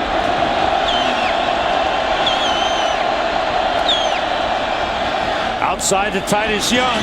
Avoids one man and another, but he came up short. He dove. Instead of staying on his feet, maybe he misread the first down line, but he comes up 2 yards short. Well, his quarterback didn't make it easy on him either, Kellen Moore. That ball sailed on him, and Titus Young had to actually gather himself, go get it, and then restart again. Ideally, when you want those quick little pops, those little smoke screens, bubble screens out to the perimeter, you want that ball in a perfect position where the receiver can get it in stride and just take off and run with it. Another good defensive series for the TCU Horned Frogs. Back deep, Jeremy Curley. Kyle Brotzman with his 5th punt of the game. And the momentum of the game is shifting to TCU. He fakes, he goes to the right and kicks it on a line drive. Curley lets it bounce, and it's down by Boise State at the 26-yard line. Brotzman with a unique style of punting, a sidewinder that time, 39 yards. Well, this weekend, the second season begins. The playoffs underway, and we've got wild card action for you right here in Glendale, Arizona. Sunday, 4 p.m. Eastern, 1 Pacific. It's the Arizona Cardinals hosting the Green Bay Packers. That should be a good one. Well, Green Bay crushed them yesterday. I know that in the final week of the season. I don't think it'll have a big bearing on the wild card matchup. We know that Arizona's got the talent to play with anybody. They didn't show anything. They didn't play a lot of their starters yesterday. Now TCU. That pass batted down. Billy Wynn, sophomore from Las Vegas, charging in to bat down the pass. Well, Winterswijk does a very nice job as well. Here he is. He goes there. Billy Wynn goes here. They both get excellent pressure. Winterswijk turning the corner on Marcus Cannon, just fell down, and Billy Wynn with that gut pressure right in the face of Andy Dalton, and then grabs the mask.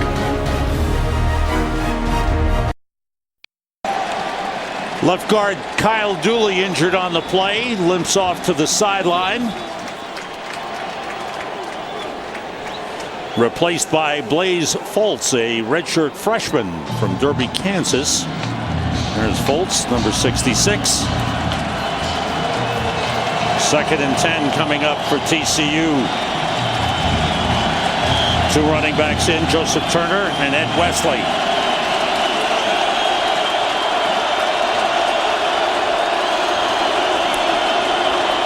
Dalton to Wesley. Trying to find an opening. Good tackle. He was slowed down by Winston Venable. Didn't go down until he was wrapped up by the rest of the Boise State defense. Well, they're not giving it up. This run defense has been outstanding. Winterswijk, watch him keep the leverage on Cannon, and then you'll see Venable 17 fly into your screen. And there's just nowhere for Ed Wesley to go against that Bronco defense. TCU has been held at 36 yards rushing in the game. Incredible. And that's what Boise State talked about, talking to all their defenders the other day. The biggest key for them coming into this game was to limit the big pops in the run game. There's a big 3rd down play. Dalton throwing, and it's batted down and intercepted.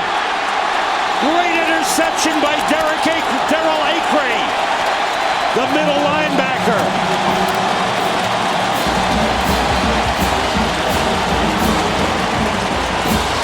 Second interception of the game. How about Boise State? How about the bat down by Terrell Gavins? Watch this throw.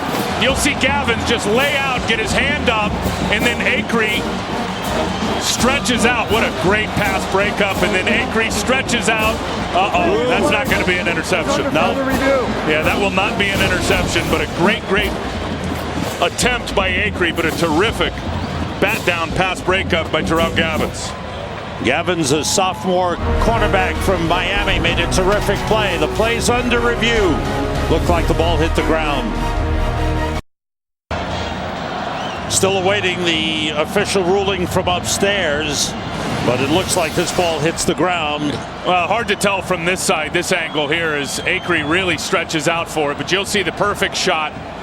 We get a look at it from the other side. This one right here, you'll see the ball hit the ground and move before he possesses it. This is going to end up being an incomplete pass, not an interception. You see right there, as the ball moves, and then kind of falls out of his hand and moves again. That's not going to be an interception. The ruling on the field is an interception. The review being conducted upstairs, and as both sides await nervously. If it's ruled an incomplete pass, it'll be 4th down for TCU. Great effort by Darrell Acree.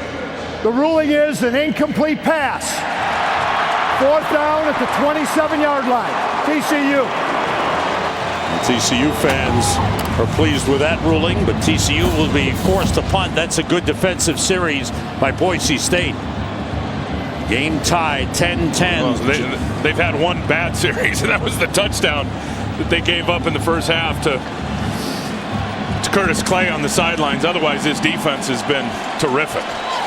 Anson Kelton has had a couple of booming kicks. This one is high, way up in the air. Fair catch, wait for by Kyle Wilson at the 27-yard line. Tomorrow night, our Bowl Bash continues on Fox with the FedEx Orange Bowl as the Iowa Hawkeyes take on the Georgia Tech Yellow Jackets. Our coverage of the FedEx Orange Bowl begins tomorrow night at 7:30 Eastern, 4:30 Pacific in high definition only on Fox. And to ensure that it is a full-fledged bowl game, we send Chris Myers to cover it. He is our official bowl mascot.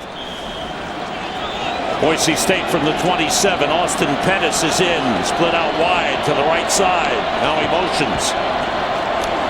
Kellen Moore. They're going to get vertical. Looking to put it up, goes short out of the backfield. Jeremy Avery. He's got a 1st down. Out of bounds at the 40-yard line. 13-yard gain on the play. Kellen Moore 17 of 28, 152 yards. You just wonder when Boise State and Kellen Moore are going to try to dial up that deep vertical pass to Titus Young.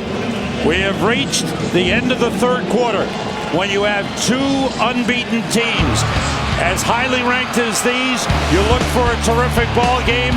That's what they're giving us in the Tostitos Fiesta Bowl. At the end of the 3rd quarter, we're tied 10-10. The Fiesta Bowl continues after these messages from your local Fox station.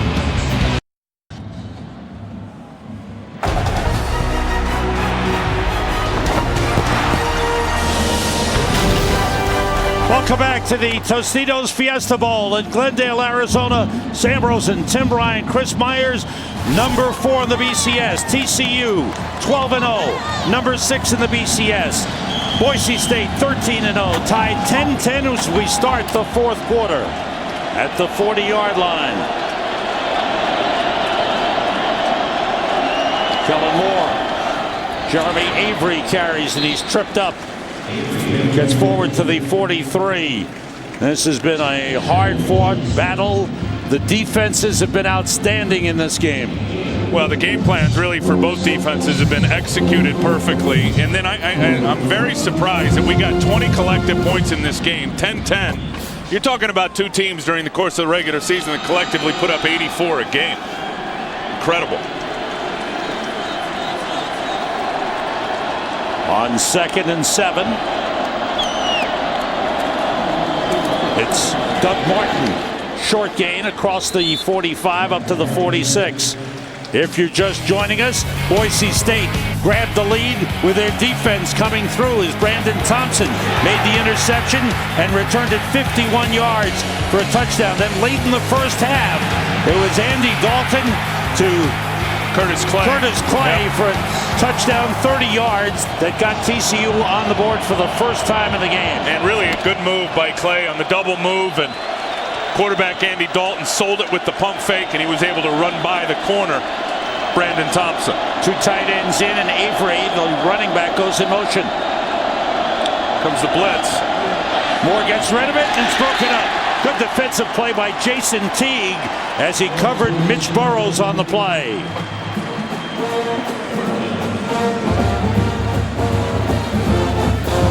I'll tell you the incredible number, and Jerry Hughes has gotten after it a little bit today and has gotten some hits on Kellen Moore. Kellen Moore, when you look at him, guy's been sacked 5 times during the course of the season. 5 sacks all season long. 0 tonight against the TCU defense, Sam, that came into this game with 33 sacks. Kyle Brossman is deep. That's Jeremy to punt. Jeremy Curley is deep to receive for TCU. 6th punt of the game for Brossman. Good kick. Curley backs up to the 6-yard line. Gets away from one man. Flag on the play back at the 5-yard line as Curley is dragged down. Good coverage by Chris Roberson on the play to make the tackle. 47-yard punt. Here's the penalty. All right. Bill Amonier will wait for a little discussion.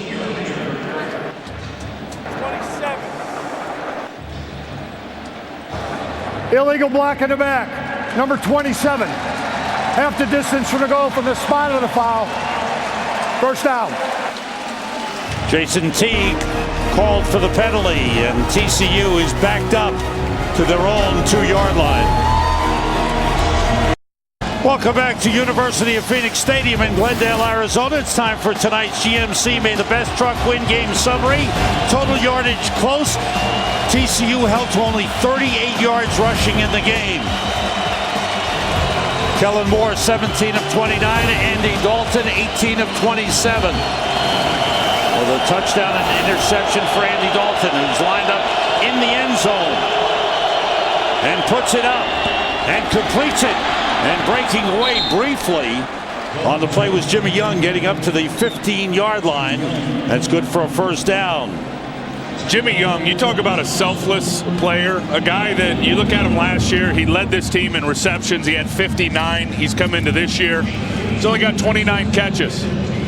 And I think part of it is Andy Dalton does a great job of spreading the ball around, and there's been other weapons that have been able to step forward. But I think talking to Gary Patterson, this is the one guy, Jimmy Young, that he really pointed out. His whole offense said the selflessness of the offense, but in particular, number 88, Jimmy Young. Matthew Tucker, the running back. Everybody out.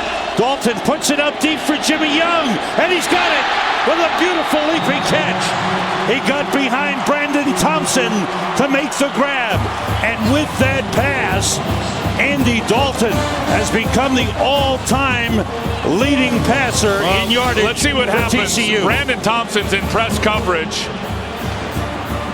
And I don't think he got a good jam on Jimmy Young. As Jimmy Young was releasing off the line of scrimmage, you can see what a big body Jimmy Young is. Now, he's hard to press, big physical wide receiver.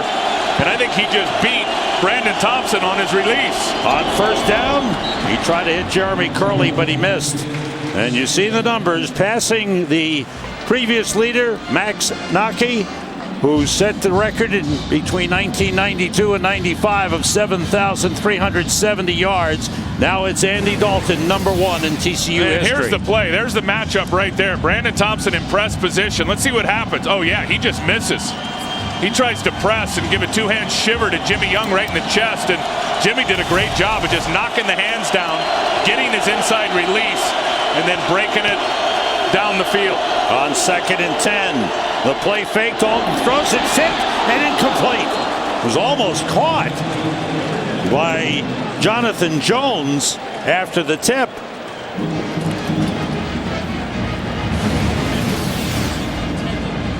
Here it is, right here on the slant. Now you're going to see the tip on the ball. A little pump fake right there. Oh, Jonathan Jones almost got it on the deflection. Who went up and hit? Oh, Aaron Tevis again. Getting in the throwing lane. Good job reading the quarterback. Quarterback pulls his hand off that ball. You know it's getting ready to be released. Tevis got in the lane and got his hands up and got a big breakup. TCU only 1 for 9 in third down conversions in the game. Here's 3rd and 10. Dalton gets time, he throws deep, and it is intercepted by Brandon Thompson. His 2nd interception of the game.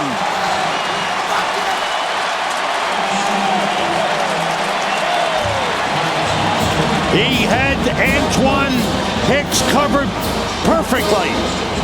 Yeah, that ball's just underthrown, and it doesn't have enough air on it because you watch Hicks as the bigger receiver. You get some air under that, let him go up and get it. It's underthrown, and Thompson picked it off. These great overhead shots are brought to you by DirecTV. If you call yourself a sportsman, you've got to get DirecTV. Well, and here's the interception here, and Antoine Hicks is 6'2", going against a 5'10" corner. You got to get that ball up in the air to give him an opportunity to get it. Brandon Thompson now is a ball hawk, and if you put it in his range, he's usually going to come down with it. That's interception number 2 tonight, number 6 on the season. From the 22, Efall, the tight end, motions. Doug Martin carries, and he's hit immediately and shoved back. Tank Carter, the middle linebacker, with the first hit. And then the finish by Darrell Washington. What a pair of linebackers for TCU. Andy Dalton, first time he's had a multi-interception game. 2 interceptions in the game. One was returned for a touchdown, 51 yards by Brandon Thompson. Well, and think about this, Sam. 12 games this season, he threw 5 interceptions. That's right. Only 5 interceptions, and not one in the second half of a football game. That changed here tonight. Kellen Moore looking for brother Kirby, and he's got him. And Kirby gets close to the first down line. Let's see where the spot is. It's right there. Kirby Moore played some basketball in high school at Prosser, Washington. But he said he never was the football junkie as brother Kellen was. But Kellen used him as a receiver, and here they are together at Boise State. Still catching the ball the way they did in the backyard. Rafael Priest is on the field. He was not supposed to go, but he's out there.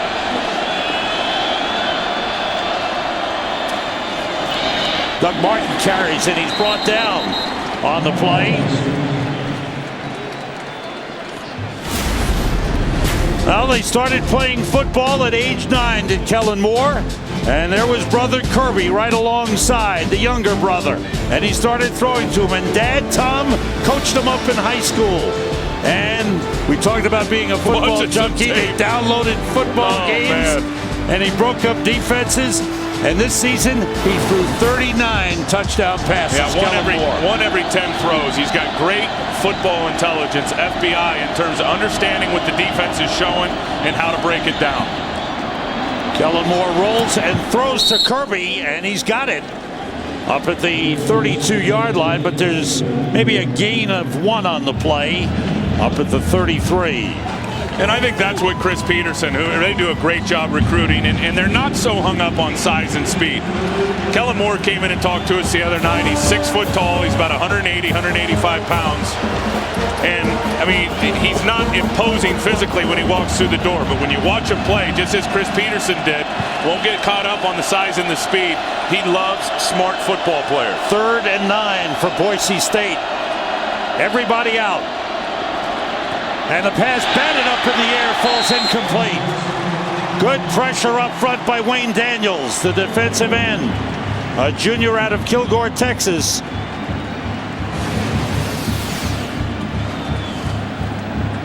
Again, I think the key for defensive linemen, anytime you see them get bat downs like that, number one, usually they're not getting great rush, so they're marrying the quarterback. But the good ones, and we've seen it a couple of times in this game, they read the quarterback.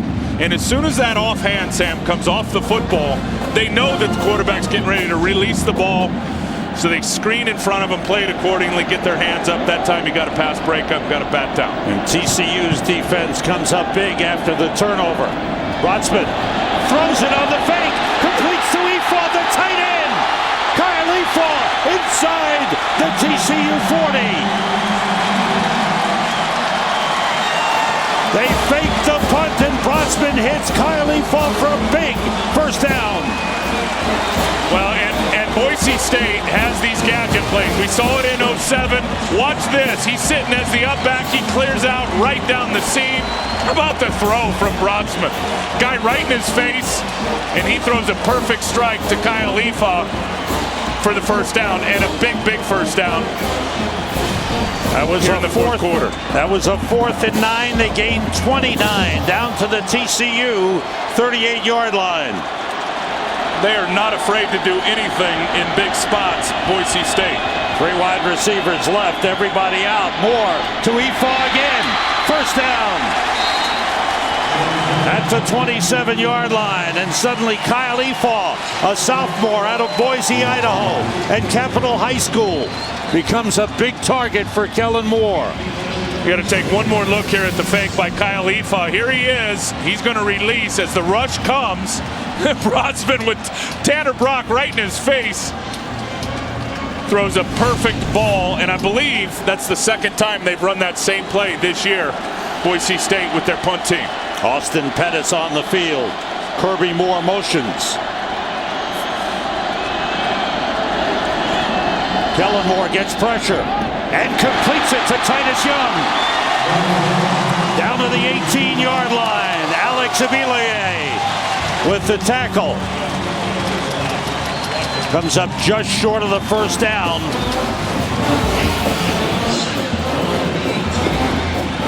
No pressure on the quarterback. Kellen Moore is going to get it out quick, but that time actually let that play develop, and he's just going to hit all those little open voids in the zone. You can't stop him from doing it. If you're going to play off and soft and show him zone coverage, he's going to be able to pick it apart if you can't get pressure on it. Titus Young, a career-high 8 catches in the game. The play fake. Moore throwing wide open is Gallardo, the tight end, down to the 2-yard line. Tommy Gallardo, junior tight end from Brea, California, making the grab.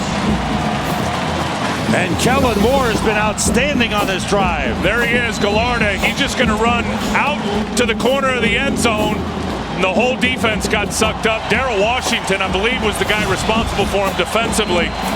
Either way, Gallardo wide open. And Gallardo is a huge weapon now down in the red zone for Boise State. 2 tight ends in. Doug Martin, big hole, he's in, touchdown!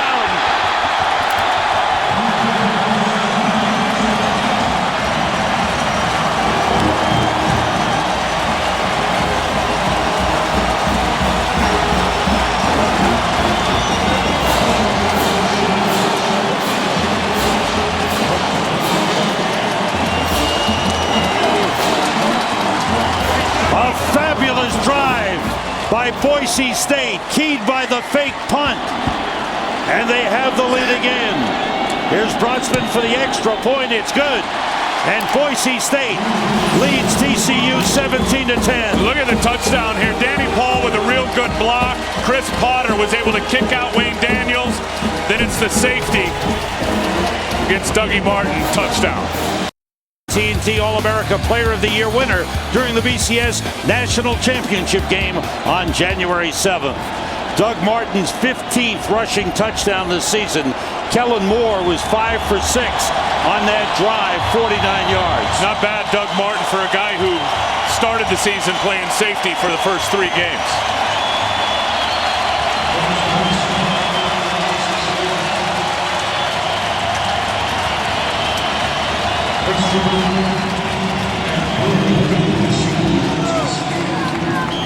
Boise State has never trailed in this game. They had a 10-0 lead. TCU came back to tie, and now it's Boise State's lead at 17-10. Ryan Christian and Jeremy Curley deep. Brodsman's kick coming down to Ryan Christian at the 3. And he ran straight into one of the defenders. Stanaway, Travis Stanaway making the tackle. There's Doug Martin up, over, and in. And TCU has the 7-point lead. And our aerial coverage for tonight's game presented by Bud Light. And I apologize. Obviously, it's Boise State with a 7-point lead. Doug Martin taking the handoff and going in for the go-ahead touchdown. Now, TCU with the ball at the 24. And Andy Dalton's got him out of drive. Quick out to Jeremy Curley, who lost the ball. It's incomplete. Winston Venable covering on the play. Well, Venable's the guy, too. We've seen him go after. He's a very, very good football player. Better at the run, Sam, than he is versus the pass. So they're getting him out there in space to the field. He is the field outside linebacker or rover. You can see it. I mean, that dude is built to play the run. He gets after it, but all this space is hard for him to cover. 4 wide receivers. The play fake. Dalton goes outside. The pass off the hands of Antoine Hicks. He was covered by Brandon Thompson. Boy, Brandon Thompson's played a big game tonight. Let's go to the sideline to Chris Myers. Yeah, Sam, it's been a stock market night for Brandon Thompson. Up, down, up. Remember, he was the guy who ran the interception back for a touchdown, but then got beat on the Curtis Glay touchdown pass before the half, and then came back with the second interception. He has had a 3-interception game last year, but all he's thinking about now as the Boise crowd gets louder is keeping TCU out of the end zone. 3rd and 10. 4 wide receivers. Dalton with time. He's going deep for Jimmy Young. He overthrew it. 3 and out for TCU. We knew about Boise State's offense, but their defense has really played well. They sure have, and at every phase. I mean, the defensive line has been terrific at limiting the running opportunity. You got 38 yards rushing for TCU, a team that runs for over 250 a game. Then you look at the linebackers. They've made a lot of plays tonight, and then the corners, you can't say enough. Kyle Wilson has been terrific. Brandon Thompson in the secondary has been the player of the game. Hanson Kelton's punt, a good long one. Wilson backs up to the 18. Brings it back. With a little room on the sideline, he's out of bounds. Boise State was in the Tostitos Fiesta Bowl in 2007. Underdogs to Oklahoma, but they jumped into the lead in that game. They led at halftime 21-10, but Adrian Peterson led Oklahoma back with 2 touchdowns. And then Boise State in overtime, 2-point conversion, and Boise State won it 43-42. Well, the whole playbook is open for them. We saw the hook and ladder in that game, and then we saw the Statue of Liberty for the win. Incredible. Boise State using the fake punt tonight to keep a drive alive. Jeremy Avery bouncing off 1 tackler is pulled back. That's a loss of about 3 on the play. Let's go downstairs. Chris, what about 2007? Well, people still talk about it today. A fairy tale finish for the guy who scored the 2-point conversion to end that upset of Oklahoma. Ian Johnson, the running back who seconds after on live national television said he wanted to propose and did to Boise State cheerleader Chrissy on the field. That's true reality TV, Sam. But I spoke to Ian Johnson this week. He wanted to be here. He said he'll be watching on television. He's on the Vikings practice squad and happily married, and said he still remembers all the twists and turns in that upset of Boise State against Oklahoma. And of course, you were the matchmaker, Chris. On 2nd down, Kellen Moore throws a little wide behind Mitch Burrows. It'll bring up a 3rd and long for Boise State. Kellen Moore, 22 of 36, 201 yards. A big 3rd and 12. Boise would like to maintain possession and take some time off the clock.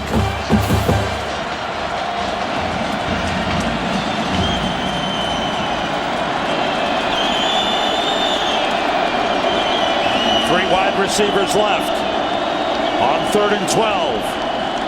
Moore has time. Wants to go deep. Way upstairs for Titus Young. Gets out of bounds. Incomplete. Young was covered, double covered by T.J. Johnson and Jason Teague.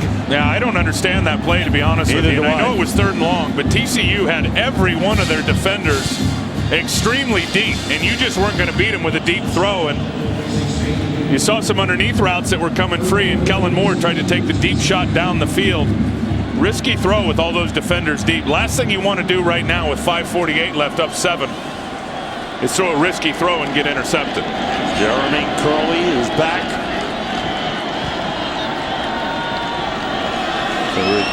Return the punt to Brotzman. Brotzman runs to his right. Sidewinder kick grabbed on the line by Curley. Good return by Jeremy Curley. And he is slowed down by Brodsman and taken out of bounds. But great field position for TCU.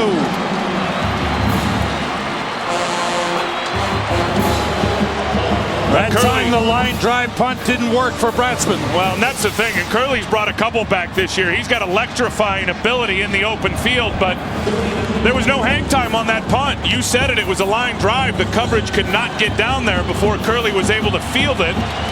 And if he can field it and get a running start before you get any defenders near him, he's going to make a play as he did there. 39-yard return. Gives TCU a short field. Matthew Tucker, the running back. Dalton puts it up for Hicks. He juggles and drops it. Going against Brandon Thompson, Antoine Hicks had it for a moment, and then it rolled free. Incomplete. Could not make a better throw if you're Andy Dalton. And it looked like as Antoine Hicks went up, he got his feet tangled up with Brandon Thompson. You'll see right there, no, he didn't. He just jumped a little too soon, mistimed his jump, and couldn't come down with the football. Perfect throw from Andy Dalton. Antoine Hicks, a sophomore from Arlington, Texas. Tucker, the running back, splits out wide. Empty backfield. Four-man rush. Dalton getting pressure, and they've got him. Aaron Tevis came up for the sack, the second of the game. Well, Tevis is just spying Andy Dalton. Andy Dalton is a good runner. Here's Tevis right here, 36. As Dalton scrambles and comes up this way, watch 36 converge on him. He's just shadowing him the whole way. As soon as Dalton breaks contain to the left and starts to run, you saw Aaron Tevis put his foot on the gas and accelerate right into Andy Dalton for a big tackle. They have to get to the 21 for a first down. Everybody out. Dalton throws short to Bart Johnson, and he's taken down by Venable. Forward progress to the 27-yard line. It'll be a fourth down for TCU. We have an injured Boise State player on the field. Looks like Billy Wynn is down on his, laying on his stomach. He's being checked out and will step out for a moment.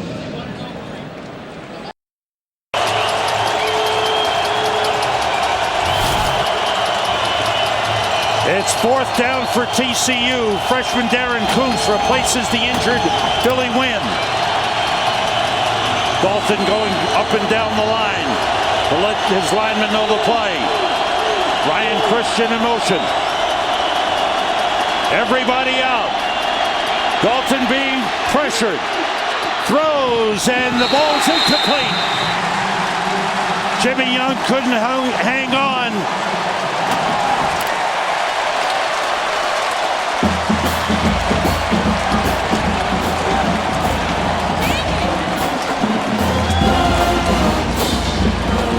Boise State's defense incredibly good in this football game, just timing it right. And as soon as Andy Dalton broke contain, that time to his right, started to scramble. The defenders got up in his face, forced him to get rid of it. Jimmy Young couldn't hold on to it on the sideline. So impressed with Boise State's defense, and in particular, their tackling in space. Ryan Winterswijk with good pressure on that last play. Now Boise State with the lead and the ball at their own 27. Doug Martin, who had the go-ahead touchdown, gets a couple of yards up to the 29-yard line. Tank Carter, the middle linebacker, with the tackle. TCU with 2 timeouts remaining. Boise State has all 3 of theirs. The Horned Frogs need a big defensive stand. Over 300 yards for Boise State in this game. Only the second team to do it against TCU this season. Clemson the other one. Blitz coming. Martin is wrapped up short of the 30-yard line. Once again, Tank Carter was there, along with Alex Ibilier.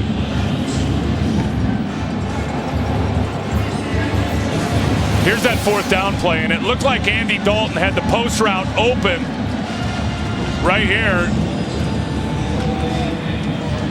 here, number 2, Curtis Clay. You'll see him coming across the middle of the field. I mean, he never sees him there, Tim. He never sees him because he's running out to his right, and then all these defenders converge up and force him to throw it to the sideline. TCU uses a timeout. They have 1 remaining. 3:26 to go here in the 4th quarter, with Boise State leading 17-10. A matchup of unbeatens in the Tostitos Fiesta Bowl. Number 4, TCU. Number 6, Boise State. And both these schools know what a win would do for their football program. 2 tight ends in. Gallardo and Efa, they both split out. Now Gallardo shifts. Moore gets time and completes it to his brother Kirby. Up at the 39-yard line. That's enough for a first down. There's the brother connection. Watch what they've done to Jerry Hughes, and they did it a lot tonight. 1, 2. They have Tommy Gallardo sitting right there next to Brunel Myers, and they're just going to double Jerry Hughes. They're going to make sure they keep TCU's best defender off the quarterback. Big cushion out on the side, and Kellen is able to find his younger brother, Kirby, for a huge, huge first down. With 3 minutes remaining, TCU just 1 timeout left.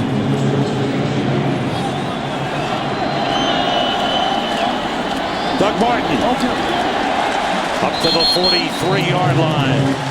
A pickup of 4 on the play. Tyler Luttrell with a tackle for TCU.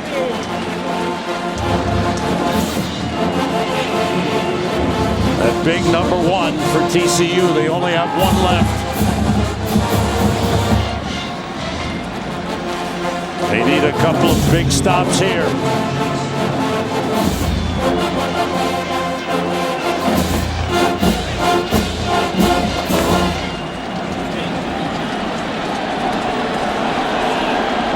Kellen Moore has had a solid game for Boise State.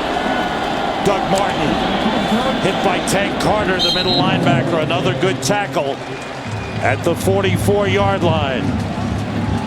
Brings up a 3rd and 5 for Boise State. And just watch this right here. I mean, it's still running. Obviously running the football to milk and bleed that clock, but they're not going to run on TCU. TCU's got the extra defender up into the box. And anytime Boise State's going to put their fullback out there and 2 backs, we're going to see TCU put the extra defenders in the box to make sure they outman them. This is the game for TCU. They have to have a stop right here. On 3rd and 5. Here they come. Comes the blitz. Kellen Moore gets rid of it and overthrows everybody. An all-out blitz for TCU. 1:16 remaining. And we have got post-game coverage with Chris Rose, Jimmy Johnson, and Eddie George. We've got the trophy presentation with our man, Mr. Bowl Game, Chris Myers. And, of course, post-game analysis. Stay with us. Tell you what would have been smart right there if you're Kellen Moore with all that blitz coming at you is run it to the left and just go down and chew that clock. You make TCU take their final timeout instead of just throwing it away. You're right. Now TCU looking to go all out for a block. Rotzman gets it away. It bounces. Curley's got to let it roll. And it's down at the 1-yard line by Kyle Wilson.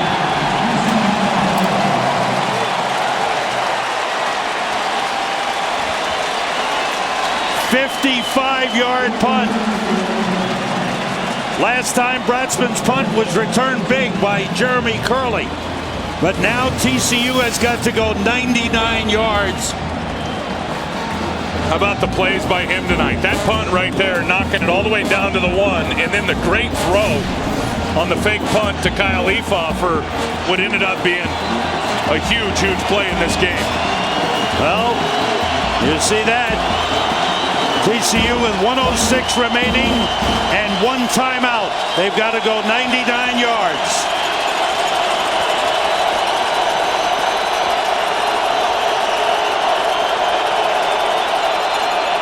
Three-man rush. Dalton throws outside to Antoine Hicks. He's out of bounds at the 13-yard line. 1:01 remaining. TCU has won 14 games in a row. Boise State trying to become only the second team to go 14-0 in a season. Ohio State did it in 2002. Everybody out. Dalton's throw to Curley, and he's brought down by Kyle Wilson. A first down at the 21, and the clock stops. And you know Boise State has had this one circled on the calendar in terms of an opportunity. Now, they didn't know they were going to play TCU, but an opportunity to play this team again. TCU is the only team that has beaten Boise State, Sam, in 2 years. Here is tonight's All-State Good Hands play of the game, and this was the huge one, the fake punt. Kyle Bratzman doing it twice this season. 29 yards on a 4th and 9 play, hitting tight end Kylie Fall. You can't say enough about the throw with the pressure in his face. Tanner Brock was coming up the middle and was just right in the grill. Bratzman just threw it perfectly. TCU used their last timeout. Gary Patterson brought his team to the sideline. They talked things over. That last play was not a first down. It's 2nd and 2 at the 21-yard line. Billy Wynn, who was injured earlier, back in at defensive tackle for Boise. The rush is on. Dalton throws and completes it. Antoine Hicks fighting for yardage. Gets up to the 36-yard line. It's a first down for TCU. A pickup of 15 on the play. No huddle. And the ball is spiked to stop the clock with 42 seconds remaining. Today's game was produced by Mike Burks, directed by Sandy Grossman. The associate directors, Tom Huey and Aaron Stoikov. The broadcast associates, Eric Mandia and Matt Saldana. Our thanks to Gary Lynn and Emmett McGuire in the booth. There's Bratzman, the punter, getting everybody fired up. Dalton being rushed, throws it up deep, and it is incomplete. Flag on the play. Jimmy Young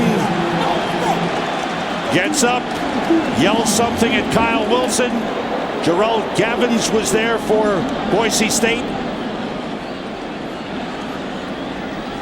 That was Gavins down on the field. The man who was covering on the play.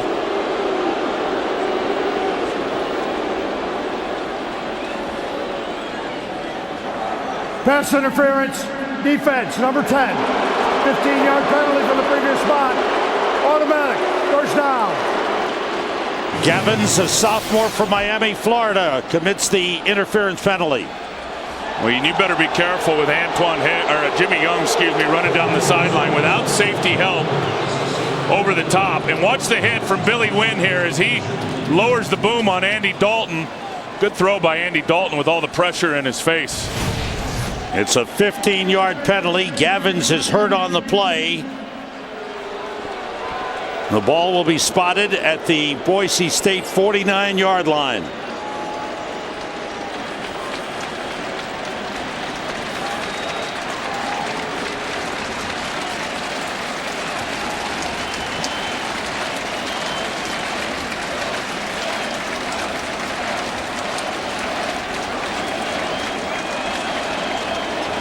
.36 seconds remaining.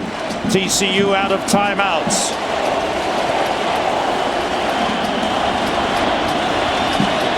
Gerald Gavins helped to the sideline. Kyle Wilson back in.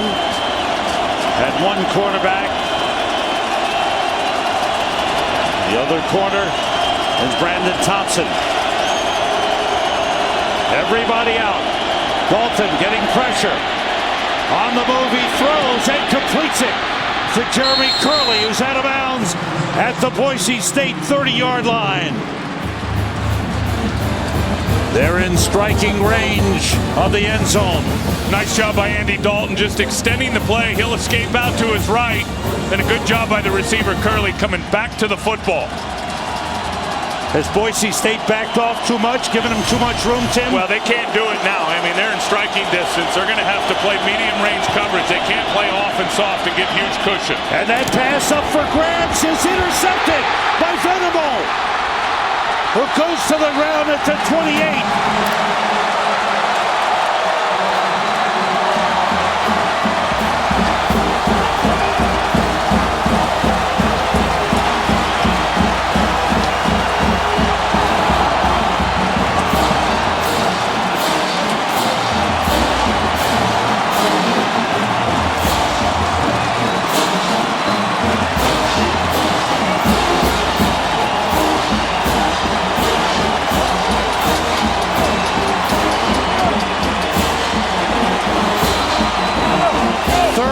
Interception of the game for Boise State.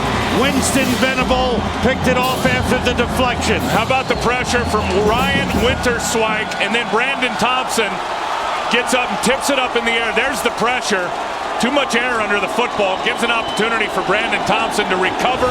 He has had a huge game, no question. Brandon Thompson, the defensive player of the game for Boise State. Boise State wins the Tostitos Fiesta Bowl 17-10 over TCU.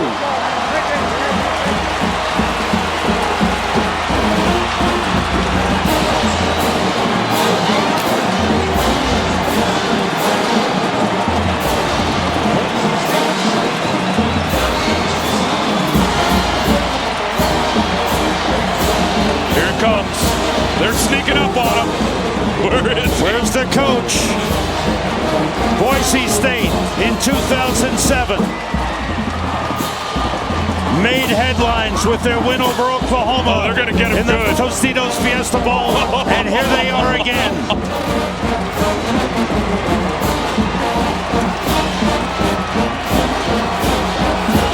Two previously undefeated teams, and Boise State secures their spot as a national power. I cannot tell you how impressed I am with their defense and how they played tonight. They were so good at the line, the linebackers in the secondary, they were terrific. We'll be going to the studio to Chris Rose, Jimmy Johnson, and Eddie George right after this. For the second time in 4 seasons, Boise State is celebrating a championship in the Tostitos Fiesta Bowl. 17-10 winners over TCU. And with that, we welcome you back inside the Fox Network Center. Jimmy Johnson, Eddie George, I am Chris Rose, and I'm telling you, everybody's going to want Boise State in their bowl game. I mean, it's coming down to the last few seconds. You guys talked about it in the pregame. Be careful of the trick play. That's what won it for him. Chris Peterson, the last time they were in the Fiesta Bowl, had the hook and ladder, then they had the Statue of Liberty. Now he pulls out the fake punt. You know, really a great defensive game on both sides of the football, but the fake punt, 4th and 9, 29-yard gain, that set up the winning touchdown.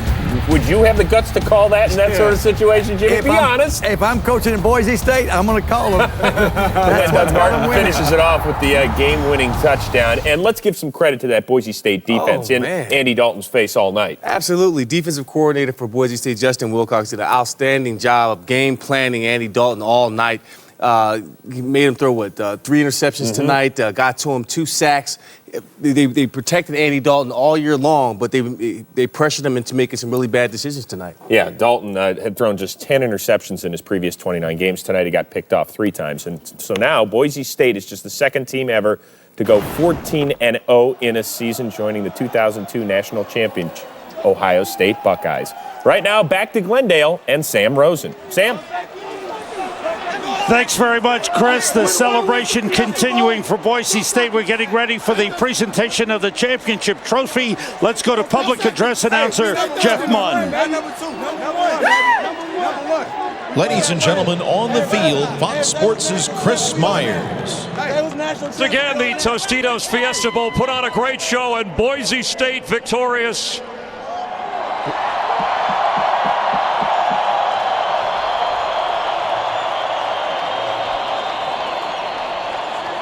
I'm standing next to the head coach of the 14-0 Boise State Broncos, Chris Petersen. And ladies and gentlemen,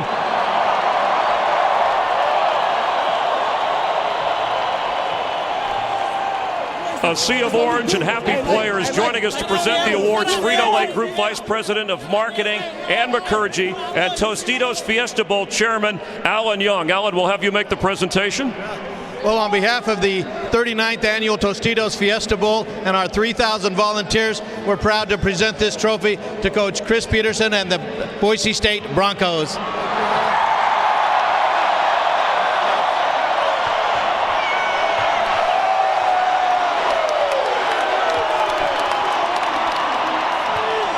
Well, Coach, once again, you won all the games you played. Second team in NCAA history to go 14-0.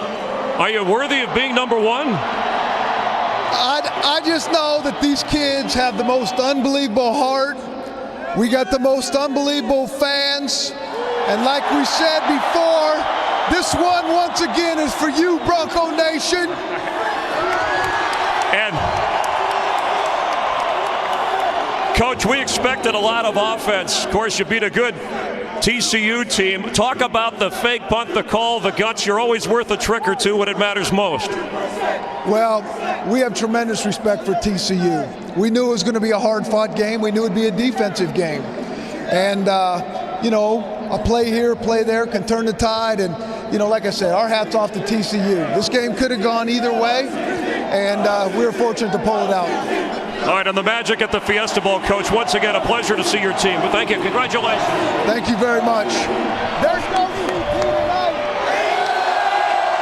All right, our honor to present the 39th Annual Tostitos Fiesta Bowl game trophy on behalf of the 3,000 volunteers. Head coach Chris Petersen, we appreciate that. And Ann, you have the award for the defensive player. Excuse me, Coach, if we can press, and we'll take care of the defensive player first. Go right ahead. We have, I'll let you do the presentation. All right.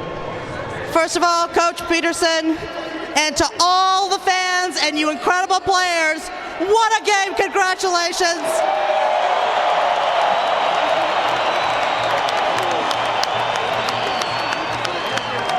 On behalf of Frito-Lay and the entire Tostitos family, your defensive MVP, Brandon Thompson.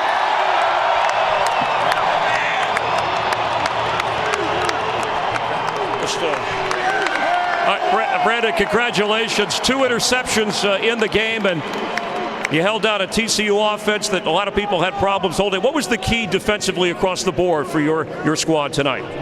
You know, we stressed all week, just swarming to the ball. You know, collectively as a defense, we knew we were going to have to run to the ball. They got a lot of great playmakers, but luckily for us, we were blessed enough to make more plays on this day. And certainly after the interception, there was a touchdown. Then you came back, had another interception. So talk about the mindset of having to battle in a close game. You know, they tell you to have a short memory. I'm going to lose a little sleep over giving up that touchdown, but I'll take the win any day of the week. All right, thank you very much, and congratulations again. Thank you. Brandon Thompson. All right, and our offensive MVP. Your offensive MVP, Khalifa.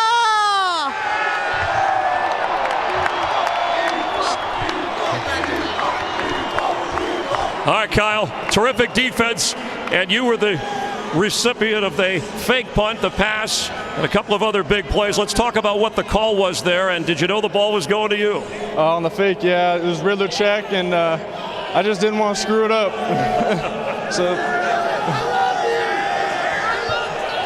Talk about the intensity of Boise State as the fans go crazy here, Kyle, against a TCU team just like Oklahoma a couple of years ago, where people thought that you were too small or you didn't match up or they were the bigger, stronger team.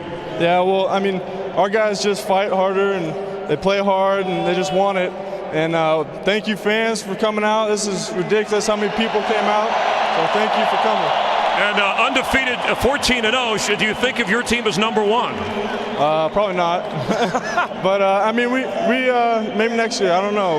We have a great team, and we fight hard, and we're undefeated. At least you're honest about it. Congratulations again on a great performance. I want to bring back Alan Young for a moment for some final thoughts. Alan? Well, you gentlemen played your hearts out on the field, and we congratulate you for that. But before we leave, I want to thank Ann and her Tostitos Fiesta Bowl team for all you do for collegiate athletics. And to everyone celebrating here tonight, have a safe and happy New Year. And the Fiesta Bowl, the Tostitos Fiesta Bowl in Boise State for 2010. Once again, a tremendous show. And Coach Peterson, once again, Boise State, the scene 3 years ago where you put the school on the map and you continue with great success. Happy New Year to you. Happy New Year to all you guys, and Happy New Year to Bronco Nation. We love you. All right, Sammy, back to you. Congratulations. Thanks, Chris. Great job. Congratulations to the great fans of Boise State. The Broncos of Boise State come to the Tostitos Fiesta Bowl for the second time, and for the second time, come away winners. They defeat the Horned Frogs of TCU 17-10. For Tim Ryan, this is Sam Rosen. So long, everyone. The studio is next.